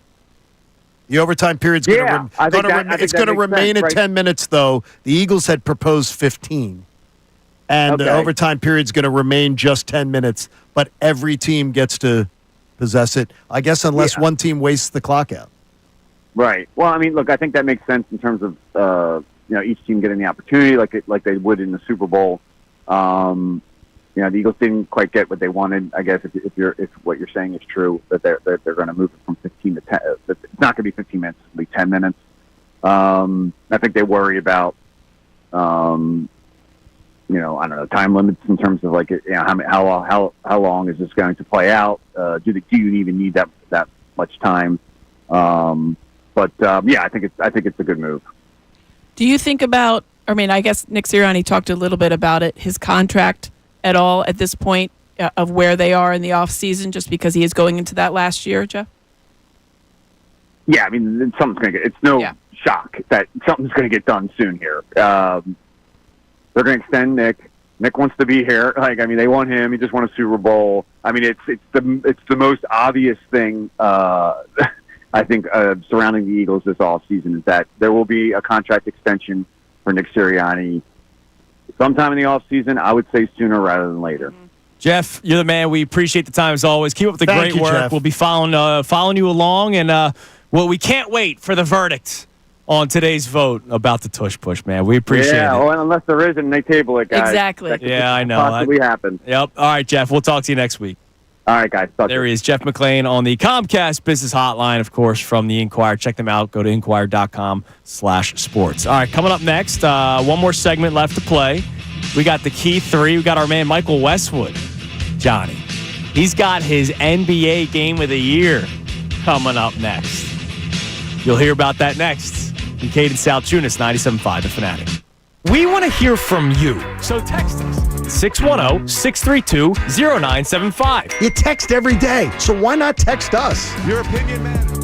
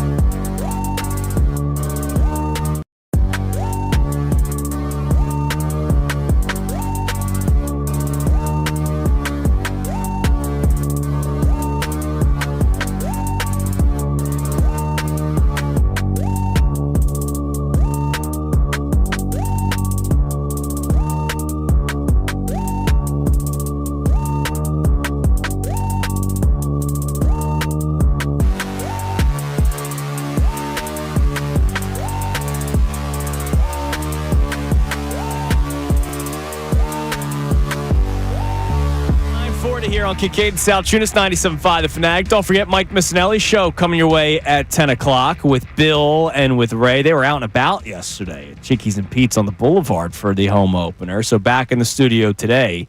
But before we get to that and before we get to the key three, joining us now on the Comcast Business Hotline. Every day in business is a big day. Let Comcast Business help you move forward with what's next. My man's been killing it, giving out winners left and right. Just call his free recorded line, 1-800-885-2525. Again, 1-800-885-2525.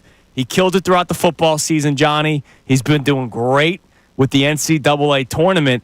And now we're going to go into a different league when it comes to the sport of basketball. We're going with the NBA. Is that right, Michael? Michael Westwood from GBIWins.com. What's up, brother? What's up? What's up, fellas? What's up? I hope all is well over there. Yes, you hit it on the nose. Everybody's focusing on college basketball. But listen, college basketball is big time right now. I mean, Final Four coming up on Saturday. Houston playing Duke. Florida playing Auburn. What's your choice, fella? Who you guys like? Florida. I'm going with Florida because Johnny had him to win the tournament, and so I'm riding with John Kincade here. I'm going to go for the upset. I'll do a money line. You guys think you think Florida could beat Duke? I mean, yes. Duke. I think Duke could beat some of these NBA players. I do think that could happen too. That is, but I'm just saying for the sake of Johnny's bracket. I bet Florida from the beginning, so I'm going to stay with Florida. All right, then I'll root for Florida as well. I have no dogs in that race. But anyway, listen, let's get into business right now. You guys hear me every single week, okay? For people who don't know me, I've been in the sports handicapping world now for approximately 42 years now. I know how to beat the bookmakers on any given game day against the point spread. Guys, I've got something today, and I'm giving it out as my NBA Game of the Year. I'm 27-4 with this type of information. And what's beautiful of this game is the 76ers are playing the New York Knicks. So there's a little battle between us this evening, but I've got tremendous information on the 76ers. Hey, Michael, I'm rooting for your squad. All right, this ain't no battle. You guys are Knicks fans? No, we need the we're Tankathon fans. Yeah. We're lottery odds fans. The Sixers The draft Nets pick. won. The Sixers draft pick is top we 6 do that protected. every year. Nova Knicks, let's go. Right, we do it every year, the same thing, and every year we end up screwing up. So the bottom line is this. What I'm going to do is I'm releasing this Game of the Year right now to anybody who calls my free recorded hotline. It's 1-800-885-2525. Again, 1-800-885-2525. It's on my free recorded hotline. You'll get the winner of the 76ers Knicks, plus my first 250 callers. There's something called the Crown Tournament. It's a Monday to Friday tournament in Vegas. You guys know about that, I'm sure.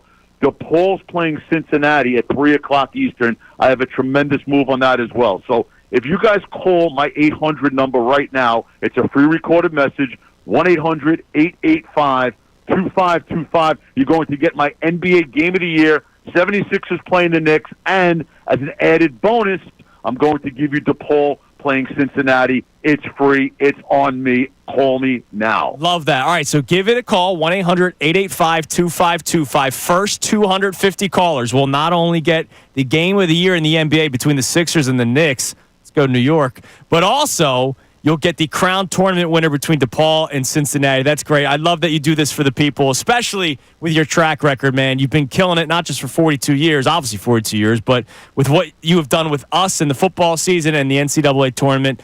We feel really good about your picks. So, Michael, we appreciate the time as always, Mike. man.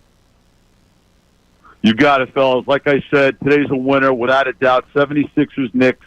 Call me now, 800-885-2525. Get it absolutely free on my free recorded hotline. You're the man, Michael. We appreciate it. All right, there he is, Michael Westwood on the Comcast Business Hotline.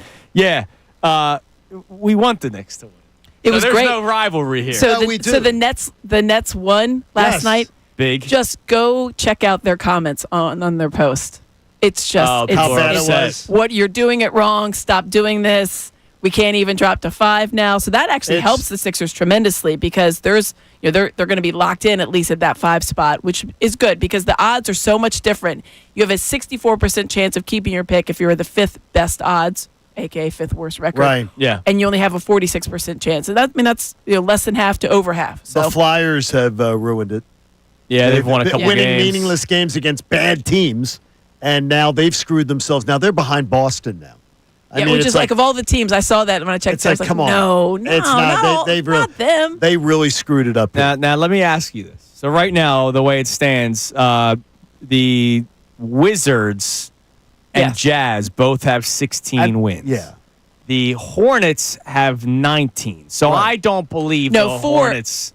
Yeah. That's not going to happen. No, I think you can get to the 4th spot. Can you get to the Pelicans? You might It's be able 2 to get games to the in Pelicans. 7. You got to make up 2 in 7. The Pelicans have 21 wins. The Sixers have 23. The Pelicans play the Clippers, who they won't beat. The Lakers, who they won't beat. The Bucks, we'll see. They're in shambles. The Nets is a possibility. Well, you just got to get to the coin flip with the Pelicans. Well, didn't they just shut down Zion and CJ for the year, too? Yeah, but they've still won more when the Sixers have picked up 2 games since that happened. Yeah. Okay. So, I mean, it's weird, but remember, it just comes down to a coin flip, Yeah, too. if you have the same record, which is hilarious. You have a random drawing for a random drawing. And I'll take that. And I thought, if I'm not mistaken, I thought, did the Sixers lose to them twice? Probably. I don't know if they did or not, but the Pelicans? The Pelicans. I know the Sixers lost to them at New Orleans. I don't remember who won the game here in Philly, but I mean, it's like Pelicans. I don't like the flip. It was?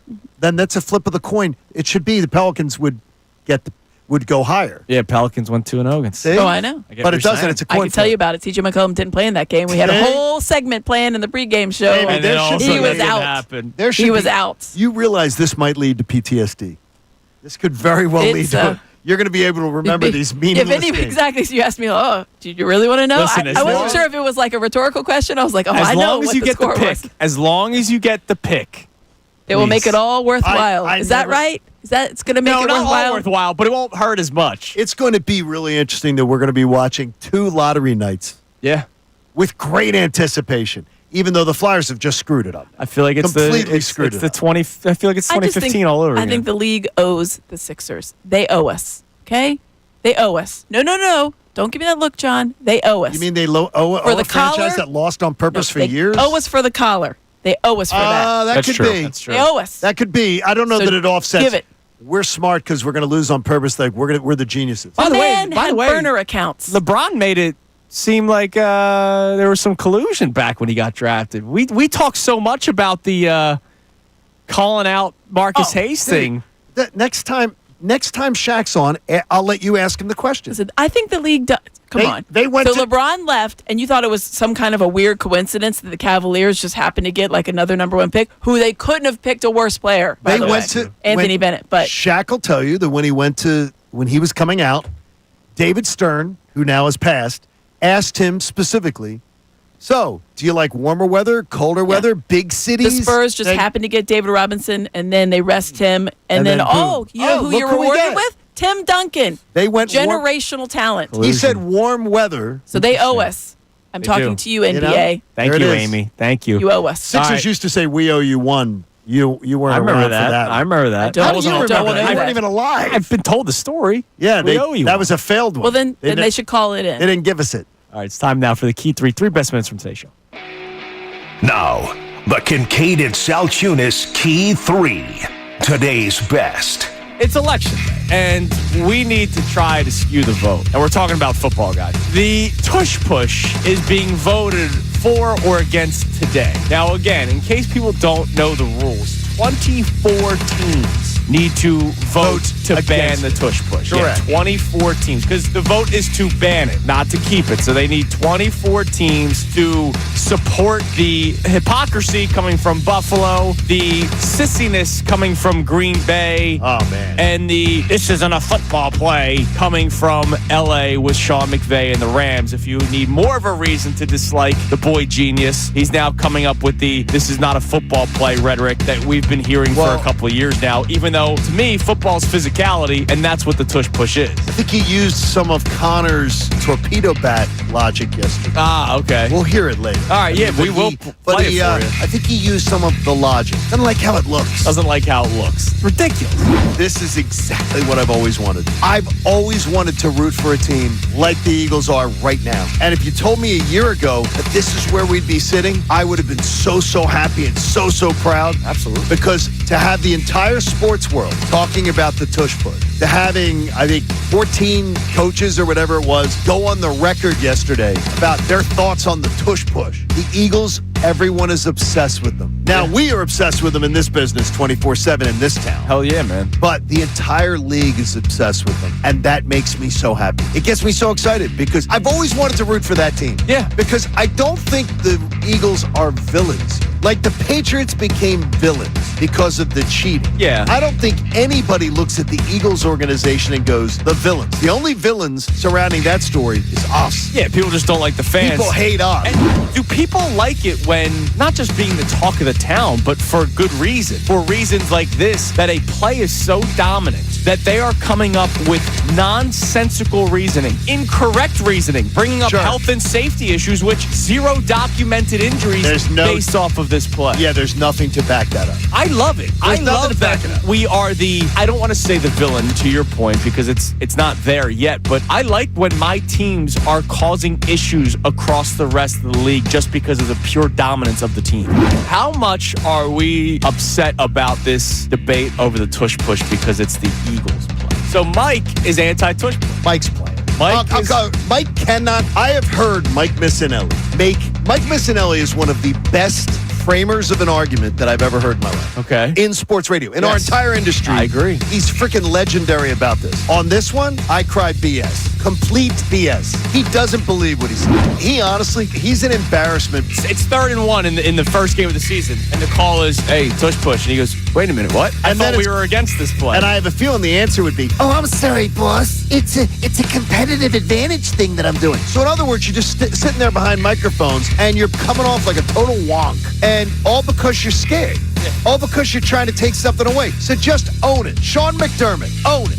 Own what you are. You're cowardly about this. That's all it is. Just own what you are. I love the fact that the NFL makes you vote on record. Yes, publicly, yeah. I love the fact that we're going to get to see today what stadiums in the NFL need urinals removed. We're going to see which ones today. Yeah. And we'll figure that out because to me, having an opinion on something and try to sway it, but who's going to actually go on the record today and say, because what they're telling you is they're scared of these. What they're telling you is they're tipping their cap and they're saying with the ultimate respect, have to find a way to drag this team down. And that is a beautiful place to be. Damn right I it love is. it. All right, that's the key three best minutes from today's show. Don't forget, get a $50 gift card to Hughes Premium Yes, there Meats. it is. Thank you. You got to own it at this point. It's yours. It's a new arrival at the Italian market. If you're looking to get some meat in your mouth, there's no better place than Hughes Premium Meats. Go to 975thefanatic.com. Hugh Johnson. Oh, yeah, Huge John. Well, that's his name, Huge Johnson. Mr. Johnson worked hard to open a small business, and you're making fun of him. I'm not making fun of him. I'm trying to support his business. That's why I'm giving him a second read. You would was for I can't wait to hear this vote today. I'm obsessed. Cannot wait for it. Does it even end up happening? I think it's going to happen. Yeah, I think they're going to vote. I think Jeff's hit the nail on the head. I think they table it because I think they figure if you're going to get it through, you mess with the owners who are much more adept at negotiating. Like if I'm like some coach and Sean McDermott comes over to me and starts whining about it, I kind of like, well, you just sound like sour grapes, dude. No thanks. You used it. Yeah. So, but like owners are much more used to this. This is their wheelhouse. They're all businessmen. Amy just women. found out about Bill and Connor liking a good seat when they like the good seat when they piddle. My legs get tired sometimes. The good seat. I don't like to stand. Well, you I'm can a join sitter. the Packers front office, is what I would say. Hey, Pierce Phelps I'm Bryant, available. heating and air conditioning contractors. They made a donation to the American Association for Cancer Research, and you should too. Do it today. 975thefanatic.com/AACR. I'm living proof. Cancer research saves lives, and that is no joke on April Fool's Day. Amy, thank you for joining us today. Thanks for having me. See you, Amy. We Good to see you appreciate guys. it. Mike Always enjoy Missinelli it. Show is coming your way next with Bill and Ray. And I don't know what time the vote happens. So listen to the Mike Missinelli Show. Before You might General find out. Hospital, I Yeah, hope. you want that done. Everybody have a great rest of your day.